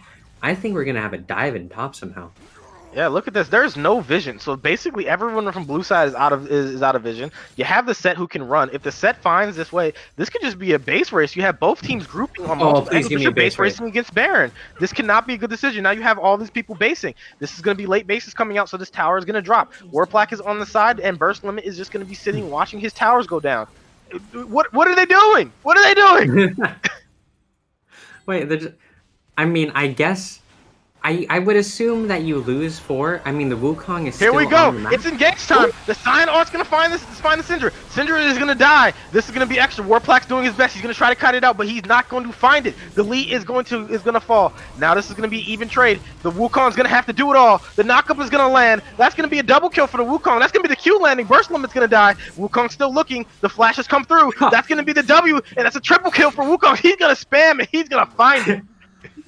Okay, the Wukong, I feel, made all of the difference here. Like, absolute powerhouse. Like, somehow the Nocturne actually killed Tristana through all of that. And even then, that is the best that... I feel like that's the best that fight could have gone for A-Click. I'm just stunned. I'm just stunned about what I'm seeing. Everything is just... Oh, God. This is like one of those league games where you feel like you got to take a nap afterwards. Just like... take a break and mental reset or something. This is one of those league games where I ponder if both teams are talking to each other. It's just all okay. This is. I mean, if we want to get heavy, I don't know. What's FOS's rules on max fixing? Max fixing. It's okay. They're doing is they're just following the script. Is the real troopers. Each one. Oh, good word. There's a script, all right. Here comes Sword Blue. He's gonna find 2 people. That's gonna be the stun coming through with the set. Now his set's in trouble. He's gonna get the big shield, but he's gonna need to walk out. Set R is beautiful. Vambiant is gonna find the Tristana. Tristana's kiting it out. Tristana's gonna drop. Ooh, that's gonna be some picks. Here comes the Scion R. Scion R is gonna go wide. Now you have Syndra. She's trying to kite it out. She's gonna be slowed. She's gonna get hit by this root, but this knockup is not gonna come through. The Delete is gonna be following up on the Syndra, so Syndra is most likely gonna be dropping soon. She's gonna get the flash over the wall. Now Wukong's in trouble. That's gonna be the knockup. The knockup doesn't land onto everyone, but that's gonna be Sword Blue dying. Wukong's coming in. Wukong's getting a big R. That's gonna be Wukong picking up the Ezreal, and now Delete's in trouble. Delete's gonna fall. This is gonna be an ace, and that's gonna be another ace for SGR. A triple kill coming through for Morgana. Ace. Ace been aced. Oh, this game, man. It's a game. That's all it is at this point. It's a game. Indeed, a game. Oh my. Okay, so I'm feeling at this point. Okay, what can Ace do to get back into this game? First of all, stop running it down. That's what they can do. Pretty much. Here we go. Vambient's going to be stunned, and that's going to be the Hourglass burn. Now Sword Blue's looking. You know he's going to look for this hook. Who is he going to go for? He's going to get the Wukong clone, and the Wukong clone is going to get some damage down and laugh at him as they walk out. Yeah, at this point, I feel like a good avenue back in is to somehow kill the Wukong, but the Wukong, your typical bruiser with stacks, you're gonna have the Morgana shield as well, and like a million HP, and gets tankier with his passive as he gets lower. I don't see a world in which he somehow dies. Yeah, Wukong is he's definitely the most difficult champion in the game to kill at the moment. Even probably harder than this sign because of all the damage that can put out. Ezreal's going to need to be really, really concerned if he ever eats forward and can get caught with that R. And look at this. Now they're going to be doing in the waves. This is going to be another dragon picked up, another ocean, and now that's going to put SGR on sword on soul point. There you go. My I rap am skills, man. somewhat My rap skills. surprised. Oh yeah, nice. It rhymes. Okay, I'm somewhat surprised that this game. I feel like the end of the game might be soon. Like they're all traveling down mid. They could get Baron, but I feel like their best next thing, because they are pretty confident. Wukong's not going to die anytime soon. You could win the fight with either Wukong or Tristana, or even Morgana, because they're all strong. So you have very many opportunities to just take Baron and run it down mid and win the game. Yeah, I can tell they're definitely not having a lot of vision. You can tell by the way they're looking. That's going to be the elite going in. The R's going, but you don't win this 1v1, so you're going to need help. The elite's taking a bunch of damage. Another R is just going to knock out the Wukong. It looks like we're going to have a little bit of picture issues, but I can still see, so I'm going to keep going. Set's going to get that multi-man R. He's going to get the stun. Everyone's going to be dropping. Vambient's going to take a bunch of damage. He's barely made it out. Sword Blue's gone. That's going to be Scion gone. Now you have Tristana. Tristana's going in. She still has her flash coming up in 2 seconds. That's going to be Vambient. Is he going to make it? He's running. Vambient's going to try to get out. This could be the end of the game if he drops. Is the flash going to come through? Vambient's going to go for the trade. He's not going to find it. That's going to be a legendary Wukong. Is this going to just be it? So sad, Sam. This is it. This is all is left. You have to do something big here. It looks like he's just waiting at the base. He's lamented his fate. He's given up. This is over. A-Click has their hands in the air, and SGR has picked it up, as that is going to be another win for the side of our French Revolution team. Okay, who would be your MVP for this game? Sword Blue. Same. Oh, he's MVP, all right. He's my MVP. That's Sword Blue. Unfortunate. I want to see more stats on that. Okay, we're not expecting him to do damage, so this is my 3rd season of casting FOS. 3rd season, and this is the most morally stunning game I've ever seen, where it seems like all 10 players were determined to run it down as quick as possible. Is this really Sword Blue? I feel okay. They brought someone for heroics, and they were like, "Yes, do you want to play today?" Actually, no. There was someone. Oh, I don't know how weird I'm allowed to get with this human. Okay, some kid with a terminal disease was like, "I want to play in a competitive League of Legends tournament," and this is just Team Ace doing very. Okay, let's not say it. Never mind. Well, anyway, from what we've seen, this is going to be SGR picking it up. Even with a sub, they've played magnificently. You got to give Wukong credit for how he managed to pick it up. But if it had to be MVP for me, Warplaque found the damage. He found the kills. He played an amazing game, and this was definitely a bot difference game. And fantastic to see what they came out with. And that's going to be it for us. That's going to be it for us from the casters. We have an interview coming up. Please, let's hear from these players and see what they thought of it. That's the most important thing, and that's what I'm waiting for.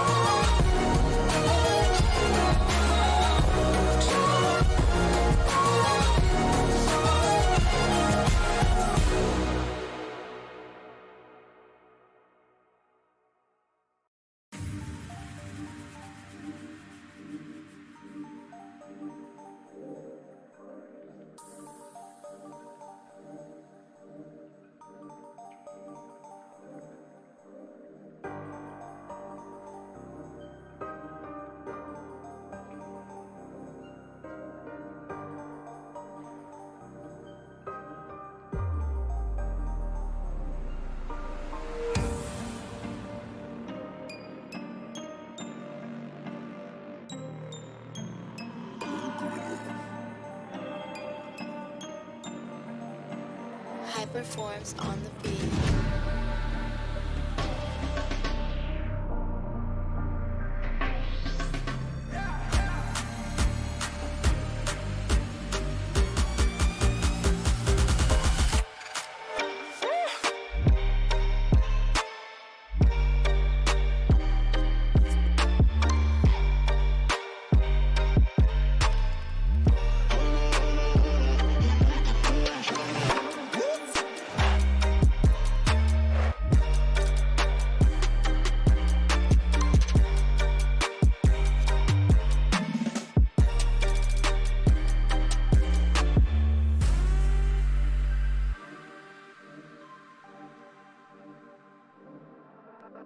Cosmic, cosmic, cosmic, cosmic,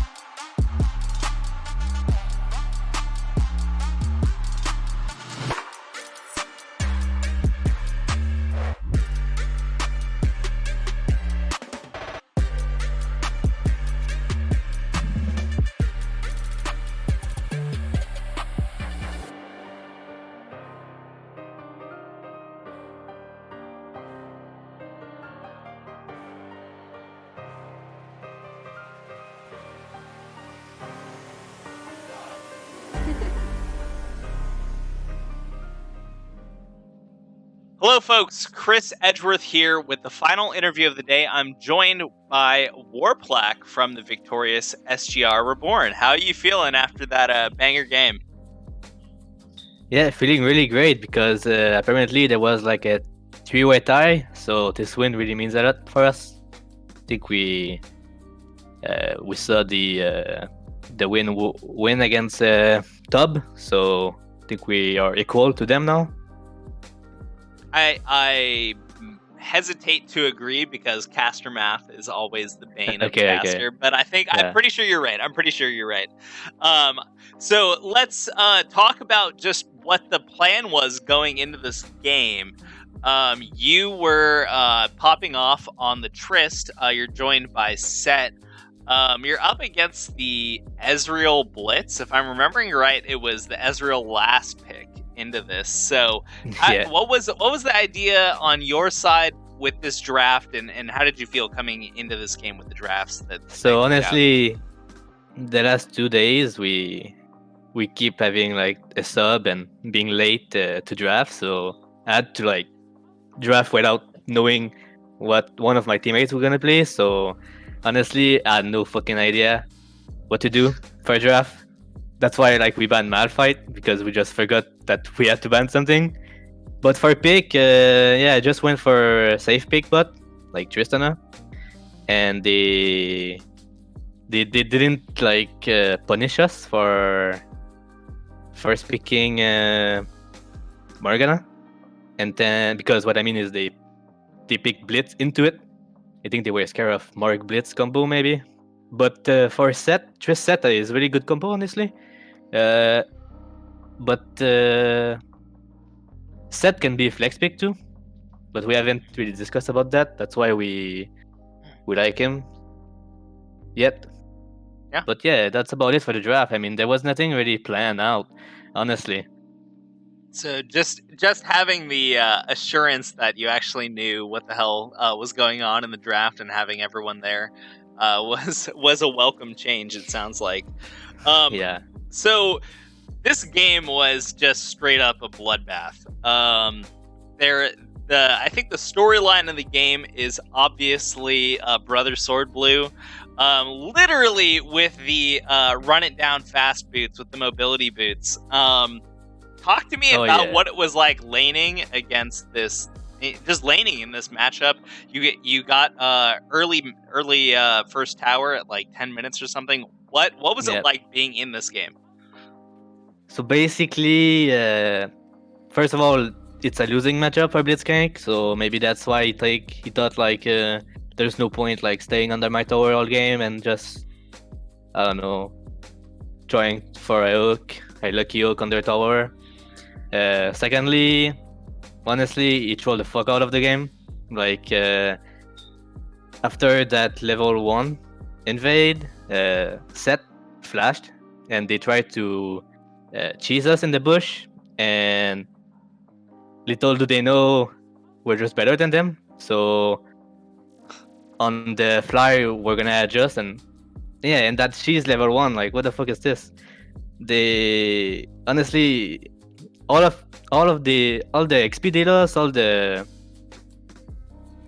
top lane he forced TP, so we could have like a TP advantage if we wanted to. And yeah, there's that. Like they play top side, but our Wukong can just TP to lane and everything is fine after like he dies or something. And yeah, I mean the game was a fiesta. Like I think it was for like a spectator point of view. But if you think about like the mid and the bot perspective, the game was fine, honestly. Like I just push my lane and get my tower. There's no pressure. Nocturne is mid. I don't know why. I don't like it. I think Nocturne jungle is better. More pressure. You don't know where he is. But when he's mid, I can follow him. Like if he's mid, I know I can push bot. I'm fine. When he's jungle, I don't know where he is.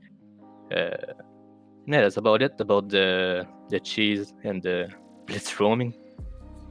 So you're able to just sort of chill out, given how the game was playing. Yeah, exactly. I mean, chill out, but yeah.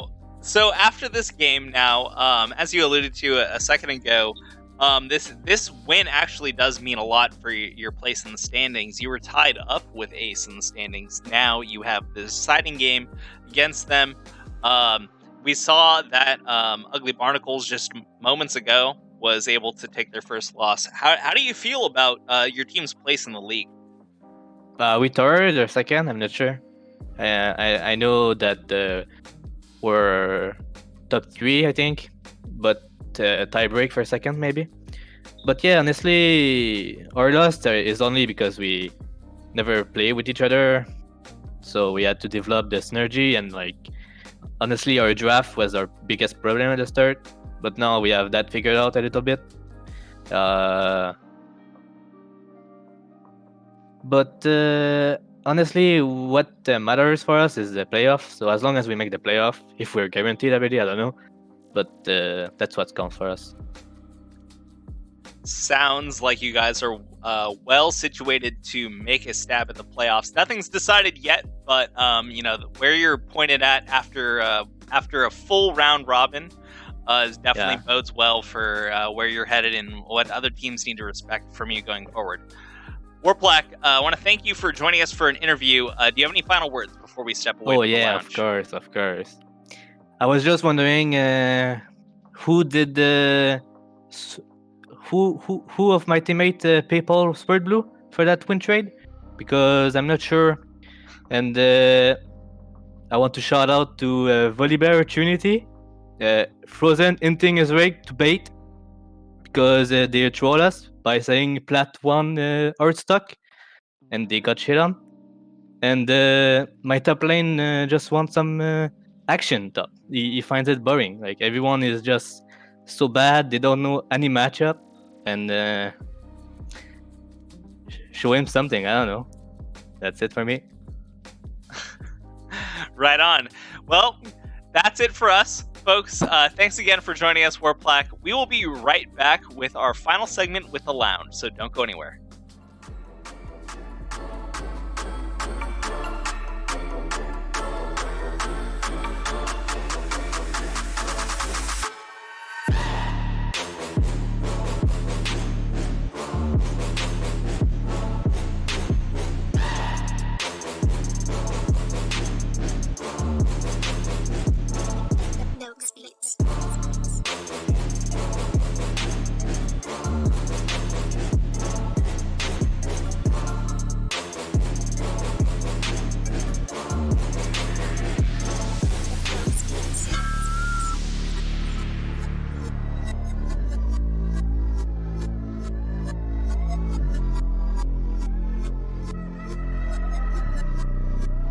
Val Music.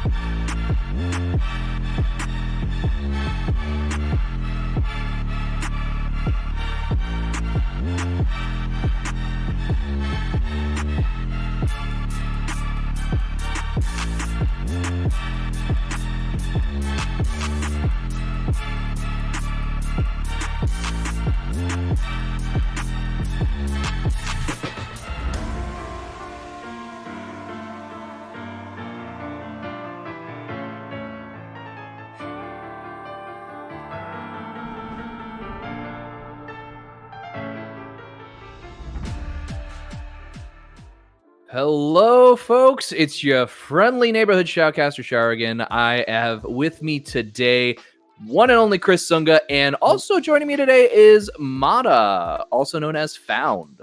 Yes, sir. How are How you, are we Mata? doing today, It guys? was good to be back. I was lost and now I'm found, and it's been Nice. great. The transition has been amazing. I've adopted my new culture, and I think I'm better for it. Yeah, you get to watch the League of Legends games instead of having to deal with all the crazy nonsense that is in the game itself. It's tough. Yeah. So being a player in front of foe is tough. It's such a big commitment. Like it can get to your head sometimes. Yeah, I mean, my former teammates are now dwelling all in the mental hospital except for Crow. They let him out just to play for POG, so that's amazing. I'm happy to still see him in here, but I think the rest of us are probably gonna take an extended vacation and won't be back for a little bit of time. That's okay. And yeah, so I guess he didn't have to play today. Pog had their off week today, right? Yeah, Pog had their an off bye. day. Yep. Yes. They've been playing really well. Oh So yeah, no, they'll they play through the standings. Yeah, they have been doing absolutely fantastic. And then so let's just go ahead. You know what? Let's just hop right into this. Found, can you just kind of go ahead? Personally, I only caught like the last like couple of minutes of this game, but I kind of like just looking at the comps. I was wondering what happened with Ruby because I felt that they had a little bit stronger comp, but at the same time, Team H Block just seems like to take control and dominate that game. Yeah, I think basically Team Ruby has been having a lot of problems with their consistency and their actual player skill. This is something you can't really teach, and I realize that they are a low-level team. They're trying to play up to really get that big advantage and try to learn a lot from this Mythic environment to be able to maybe eventually move down to Heroic and be the best team. But at least at the moment, their laners aren't really going to be up to snuff. So even when they have a huge comp discrepancy, like what I was saying on broadcast, they just really don't have enough at the moment. So they're getting better. They finally have a coaching staff, so maybe that's the next angle. But at the moment, there's just not enough. Yes, sir. Coaching staff, dude. That's hype. That's hype as heck, man. Like I think Yeah. Asim's the one that's helping them out, as well as like a bunch of players from other teams in Mythic and Heroic too have been stepping up. I think Asim's pretty good, so I'm helping them. excited for that. Agree with you. Mhm. Yeah, it's crazy. Yeah, no, I'm super excited because Asim has always been like preaching in the chat, like in the staff chats when we're talking about these games, how people need to be playing these simple to execute comps, and I think that's really what RLS needs. Just like don't go for the super crazy outplays, go for the comp that's going to basically scale and win you the game. And it's like I know that you say that like RLS had the stronger comp overall. That honestly, that Lucian Leona bot lane is probably one of the more terrifying things you have to deal with early game, just because of how strong that level 2 is. Yeah, it's really potent, and I think that with I wish Asim was here so we actually could discuss that his philosophy on easy to execute composition, because that's something I feel like we could go back and forth about. I feel like if you're in a situation where the skill isn't going to match up properly, the best thing you can probably do is play something that people aren't used to. You want to create that troll environment where people fall out of order. They're not going to be mentally there. So if you have any interesting pocket picks, that seems to be a better strategy in this case. I mean, they tried to play something that was easy to execute. You know, put Lulu R on Kog'Maw and everyone stand in front of him and watch him kill people. But I mean, even at that point, if you're struggling with that, I mean, it's really time to get back to basics.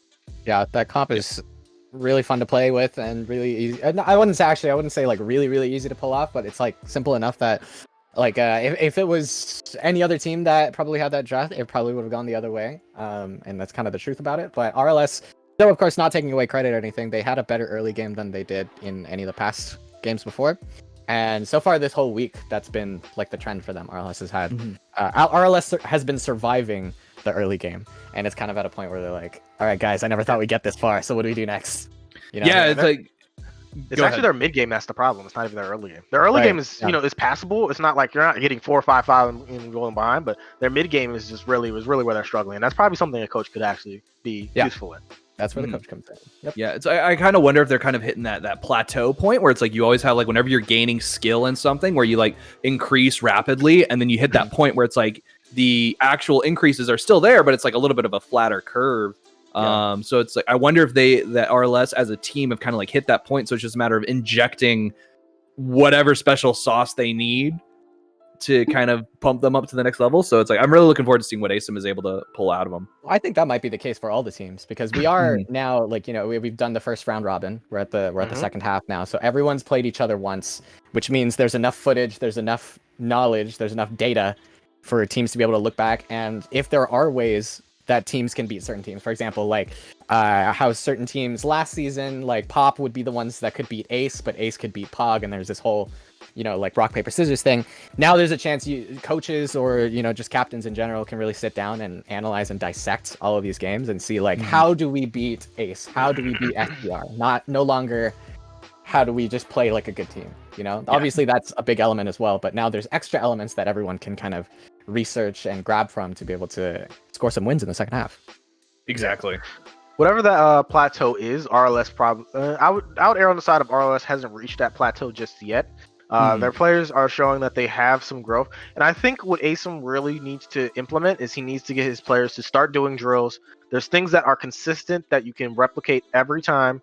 Get them in custom games, working on CSing, working on laning, play out these matchups. If people aren't playing things that are extremely unsurprising, you're not going to be super surprised to play Victor Oriana for the 15th billionth time. So get them in these custom games, get them playing out these matchups that they're going to play, and teach them how to play these games from level 1 to level 7 to the point where they can actually use their brains in the mid game. Yeah. And with that, the consistency and unsurprising and standard, I think, is actually a good segue into the next team, which was the Ugly Barnacles and Team Udyr going at it, and Udyr coming out on top. Like, that was not the outcome I was expecting at all. Yeah, man. I've been betting my points on Tub every day, and today was not the day I should have done it. It's like, I don't want to say that it's like an inevitability, because that doesn't feel like what today was. Today feels like something was off. I'm not entirely sure what exactly it was, but just from like that Lee Sin was top pick, on. Udyr was on today. Yeah, I don't think Tub was off. Udyr was on. Absolutely, like that. They were on fire. That Lee Sin was ridiculous and doing way more than I expected. Actually, when we talk about the Ugly Barnacles, I actually have a lot of opinions on them. One being, if and I don't want anyone to be offended or get their feelings, but if there was an imposter, the Ugly Barnacles are the imposter to me. Like, I don't think they'll consistently be a top team, because after watching, I've seen all their games, I watched them play, and they really rely on Crumpy having an outlandish performance that he's not really typically been having in the last season and this before. So he's been playing extremely well. He's at a level that he hadn't reached, and at this point, I feel like they might have peaked too early, and they're only going to be on the downswing on the later portion of the season. Okay. Ooh. Hot take. I mean, I can see your point. I can understand that. Yeah. I think for me, the theory is weird, because the second half is like, it's no longer you getting better or worse. It's literally like, what are you going to do against X team, like this specific team, right, on your match day? So it's really weird for me specifically to gauge, because that's my principle. That's my theory of how second half works for most players. But yeah, I mean, it's inevitable that if you're consistently winning, like, the day that you do lose, if it comes, it's gonna sting, and everyone's gonna cheer for the other team, because you're no one likes to see a team win all the time, right?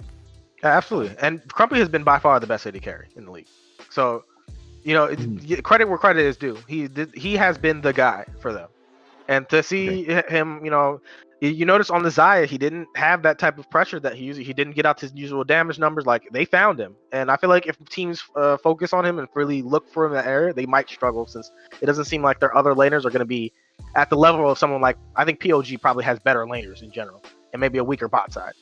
Yeah, and I don't want to take credit away from Udyr, of course. They played extremely well. Django having a debut weekend last week, which I felt bad for him, because he was subbing for Bob Joan last week, and there was no broadcast. I felt so bad. Yep. I was like, oh, you just joined the Friend or Foe family, and you don't get the normal experience. But I'm glad he got to play this week. I'm glad he got to take a chance of. I think he lost. Did Udyr lose yesterday? I can't remember.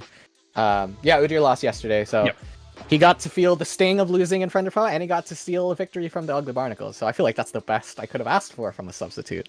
Yeah, this man he's mechanically solid. This man is he's solid. Like, there's not any, like, he's not like wherever they found this Django guy at. Like, I don't know where they digged him up, but he's solid. Like, just from what I've seen from the last 2 days of games, this he may be the one where, like, if there's a most improved player award, he may find it, but by like the difference in performance between yesterday and today. Well, the option for just extra picks is just great. Like having that Lee Sin just in general. Like if Django was playing the rest of the season, teams would have to consider the Lee Sin, right? They have to consider that that's an option now, which is just a powerful tool to have on any team, right? To have that kind of draft possibility. So yeah, congrats to Django. I hope he comes back, man. I hope he gets to play a season. I hope I get to know him. Yeah, that'd be cool. And Big Twig on that agree. Vladimir. Oh, that Big is Twig? him right there. That is him. The Vladimir was always his pick. I mean, man, we lost to it. When we went like when I was on the best, we were on the best team in the league. We lost to it. Pog lost to it. Everybody lost to it. That man on Vladimir is like a different guy. He plays lane so aggressively. I've seen him win even in losing matchups. Socksmith basically never has to pay any attention to his lane. Like when that's happening, like what do you even say on the other team? Like he mid diffed so hard that it looked like the ugly barnacles was playing 45. Yeah. And I think that was definitely a good example of things, like, because it's like, obviously we're looking at Udyr and how on point they were. I think we're a little bit remiss though to kind of forget about Viego and Ryer's performance on Viego, because oh my god, yeah, that Ryer, man. Yeah, he has my all-star vote. Ryer, you got it. It's fine. You're good. You can stop popping the heck off every game now. You can chill now. But no, yeah, Ryer's been playing great. It's crazy. Yeah, he's probably the best jungler in the league, and I know Broblovsky is going to be in his corner getting upset about that one, but he's shown like a huge variety of picks. He's extremely consistent, and even like when his entire team is falling apart, this man, he basically had the game on his shoulders. He had two 2v1 outplays where he just outplayed by Antunes and Photograph by himself. Like you can't ask for anything more from your jungler, and you know, I don't know if I get an OS 5 vote, but that dude's getting mine too. So. Yeah, exactly. And I think that also is a testament to just how strong Viego is as a champion. Because there were some things that he was pulling off that just some tower dives that were absolutely insane. Like there was a couple of those just hiding out in his mist, like right next to the enemy laners. The patience to not do anything while he was doing that. So he knows his timings and he knows. Yeah, he just absolutely No, it's like this game honestly was probably the most exciting game of the day for me, because as we move into the SGR Ace game, I mean SGR just So here's the thing, I actually kind of liked what Ace's game plan was. Ace's game plan was, look, we're just gonna fight, and we're gonna try and get them off their footing. And SGR was taken aback at first, but then there was, oh, you want to play this game? We'll play this game. Come at me, bro. Yeah, they went for a lot of gambits. Team Ace did. A lot of those gambits, like, had it gone their way, this would have been an Ace shutout, like 100%. Ace would have shut down SGR. But unfortunately, SGR responded elegantly, so... I mean, the people on Ace are probably, like, my favorite people in the league. Like, these are my favorite team. Like, I want to see these guys succeed. And I'm not even, like, gonna hide my bias on these. I love these guys. These are all great. Okay. Delete and Vambient have been amazing changes to add. I'm really happy to see them in here, but this game was, like, absolutely atrocious from that. Like, I understand that you're going with this was a strategy. There's no way in my mind this was an executed plan strategy where they planned this. This was something that was on the whim and just ended up being a disaster all the way through. This was no one sits down and has a discussion where this is optimal. I mean, I'd probably agree with you. Just knowing my brother, yeah, it sounds like a thing that they would just like figure out right before draft starts. Like, guys, do you want to do Blitzcrank Pocket Scion today? Yeah, dude, let's do it. I have a feeling, that seems to be the case. There's a big chance. I'm not saying it wasn't last minute. Yeah. I'm just saying that their game plan was, let's just have as many fights as possible. Yeah. And I felt like Blitzcrank was doing what all supports want to do when they have an ADC that they're really frustrated with. Did they just abandon lane? They just pocket other can. I mean, the thing is that So Sad Sam is so consistently good that doing this with him is like, why do you want to shaft your 80k? Like, did So Sad Sam like beat somebody up the day before? Like, he's so good. I do not understand why he just lost. His support just said screw you halfway through the lane and just didn't want to come there anymore. My theory on that would be that they thought he was good enough on the Ezreal with enough escapes to be able to handle a 2v1 in that situation, and had Ezreal been able to set. It's just on a set. It's not an easy thing to handle, but at the same time, you know when set's going in because you see him charge his Q and he starts moving towards you. Should be an easy thing for Ezreal to realm warp. Tristana is going to jump on you, so you got to stay close to your tower in that sense. You got to make sure, so you have to have good wave control, and Tristana wants to push anyway.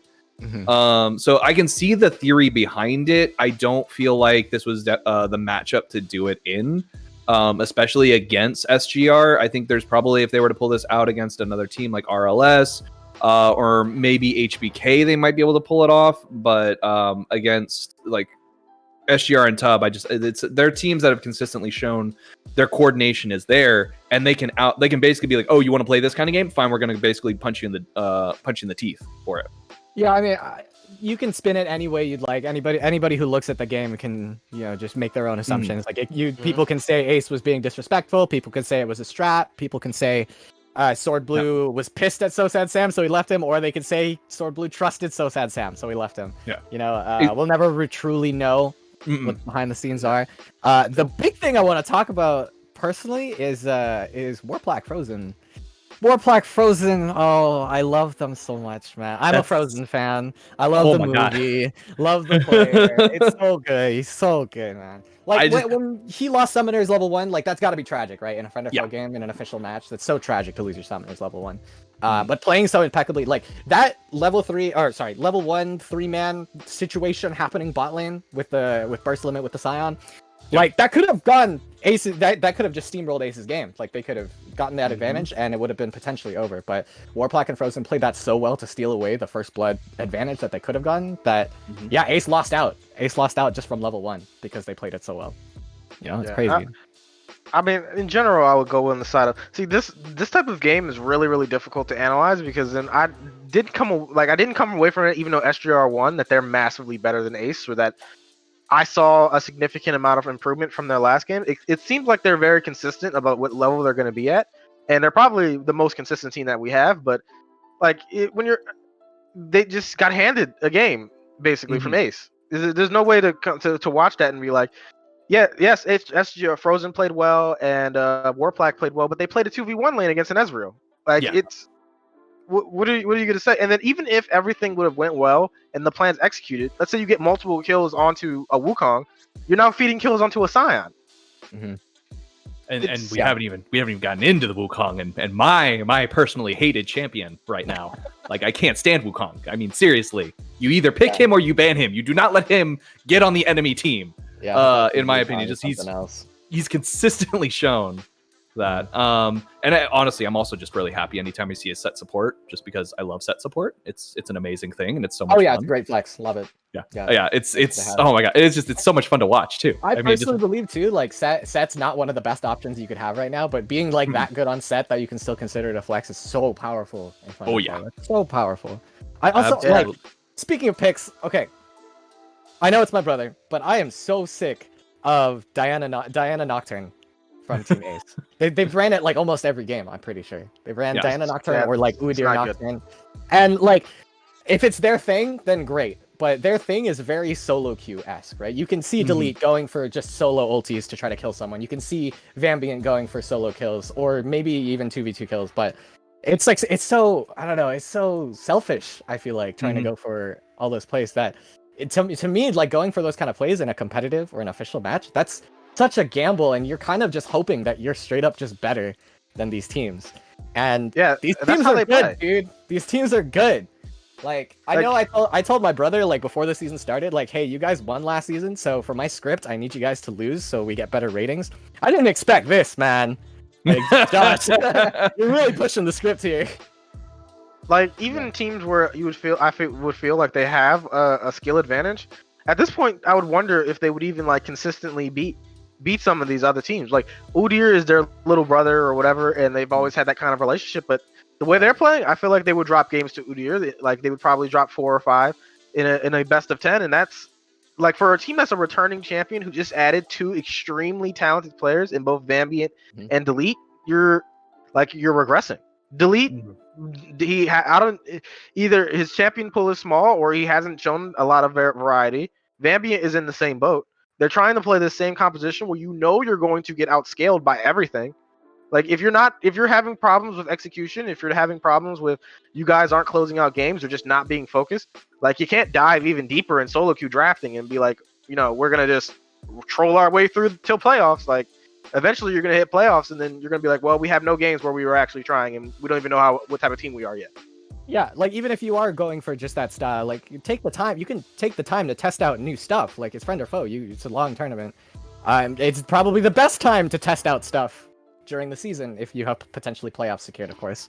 But I don't know. Like I'd like to see something new from Ace. I want to see some different picks that rely on team coordination instead of just individual prowess. But I don't know. Hopefully they get a boost for playoffs. But no credit taken away from SGR. They played great. Street Smurf wasn't able to play today. Unsure why, but Akaipo coming in for the substitution played great on the Syndra. Yeah, he was in chat watching the game. Oh, But heck yeah. yeah, there's no more. There's no more Team Baby. There's no more free wins. Like at some point they're gonna have to lock up. And at this, Ruby light up sketchers with their new staff and with everything they're adding on. Like if they start taking games off of teams like A-Click, then like this whole league could turn upside down. And now you're in a position where is Poseidon the best team? But they have issues, even though they didn't play it. Like even though they didn't play today, they're like probably. How do I put it? They have mentally weak in playoffs, so you can probably look for that. But like this is a really going to be explosive league when we get closer to the playoffs, and like who's the best at this point? Like there's not even a clear consensus on who's the best. Yeah, I mean we can easily say Ugly Barnacles because first in the standings and whatnot. But even then, like the gap, I feel like the skill gap between first place, second place, not that huge. I believe everyone in almost everyone in the league, I feel like can just beat each other at this point.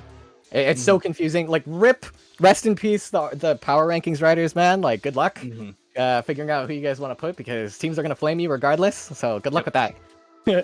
SGR goes up, A-Click goes down, Barnacles goes down, Skechers goes down, and H Block goes up. Udyr goes up. There you go. Okay. I gave you the tip right there. There you go. Okay, up to you guys if you want to take it. Poseidon probably goes up to number 1 right now, based on how they. You would say Poseidon number 1. Yeah, I'd probably agree with you. Either Poseidon or maybe SGR. I would probably put as my number. They're really strong. But the thing is, they're always going to be like a best of 1 team, which is my concern for them in playoffs.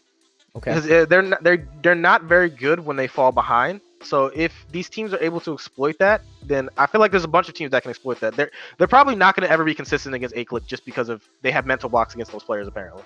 Sunga is amazing and will probably outplay any of whatever top laner they decide to use, whether it's life or not me.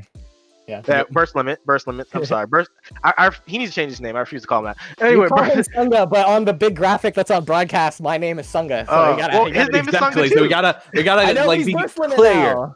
All right, Burst Limit will probably outplay whoever they decide to use in the top lane. So whether it's Crit Addict or whether it's Life Orb Slowbro. And the thing is, if you see Life Orb Slowbro, you pretty much know it's a tank. So there's that too. And most likely a Shen. Yeah, most likely a Shen. So that's the only concern I have. But at the moment, yeah, POG is probably the best thing. Okay. All right, and with that, before we start taking off, just one thing I want to bring up is we had a little tweet pop up today from Mark Yeater, one of the lead gameplay designers, I believe, of League of Legends, talking about jungle changes and potential adjustments to the way jungle is going to function in a future patch. It'll probably be after playoffs, or it'll be like right up at playoffs, so that it might affect us. It might affect FFS. It might not. But it looks like they're going for more forgiving jungle clears, a widening of the viable champion pool. They want to reduce the snowball and camp leashing clarity. Like that's more of a visual thing. Just kind of be like, hey, you're visually show, hey, you're dragging the camp too far away from its home, and it's going to go back here in a second, start decaying. Which is kind of interesting because it means we've got the reintroducing comeback XP. If you're 5 levels down, it'll kick in. Smite damage is also being adjusted to be a flat number, so this is probably one of the biggest changes.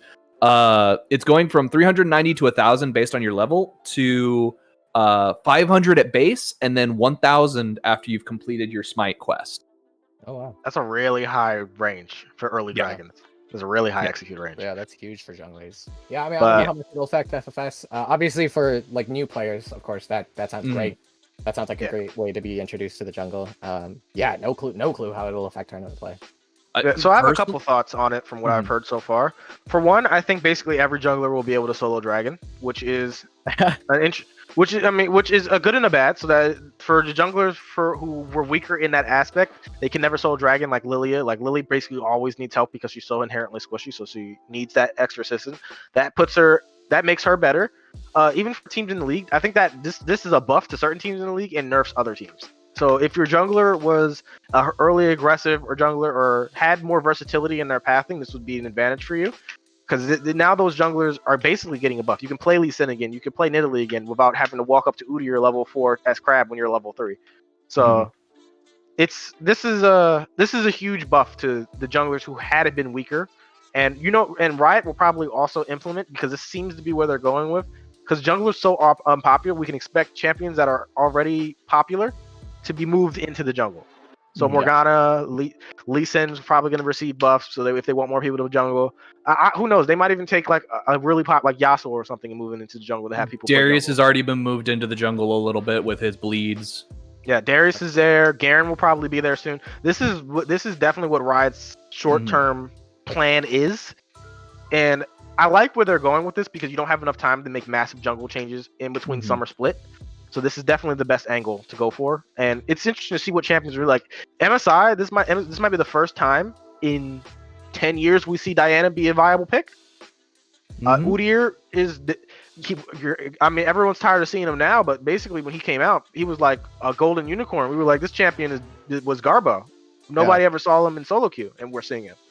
So I think that those changes are good, but who it helps and who it hurts is going to be interesting. Time will tell. Udyr gets a buff probably from this, and Poseidon gets a buff, but I think like Barnacles and A-Click and HGR probably get nerfed from here for this. That's fair. Yep. I honestly, I think maybe it might be a bit of a benefit for like RLS, and just because you can start pulling out some crazier jungle champs, that sort of thing. Either way, like the way I see it is it basically is going to shrink the skill floor and ceiling by basically raising the floor up for the newer players. It's going to bring the ceiling down lower for the higher tier players. So I think that we're basically going to see people who are already dominating jungle, they're just going to dominate it even harder. And like, so if your clears are on point, you're just basically going to be rushing it even faster because they're going to have less health. So I have a feeling we might see more gank happy comps. Like we'll see more activity of the jungler in the lanes rather than just in the side lanes. And it's kind of funny because, Riot said, I want to say like probably 3-4 years ago, they were talking about how they wanted every champ to potentially play every lane. And then they changed their mind and we're like, wait, no, we don't want to do that. We want to design champs for specific lanes. Hopefully they realize that's a ridiculous thing to hold. Well, so here's the thing. I actually like that. I like the concept of every champ can play every lane potentially.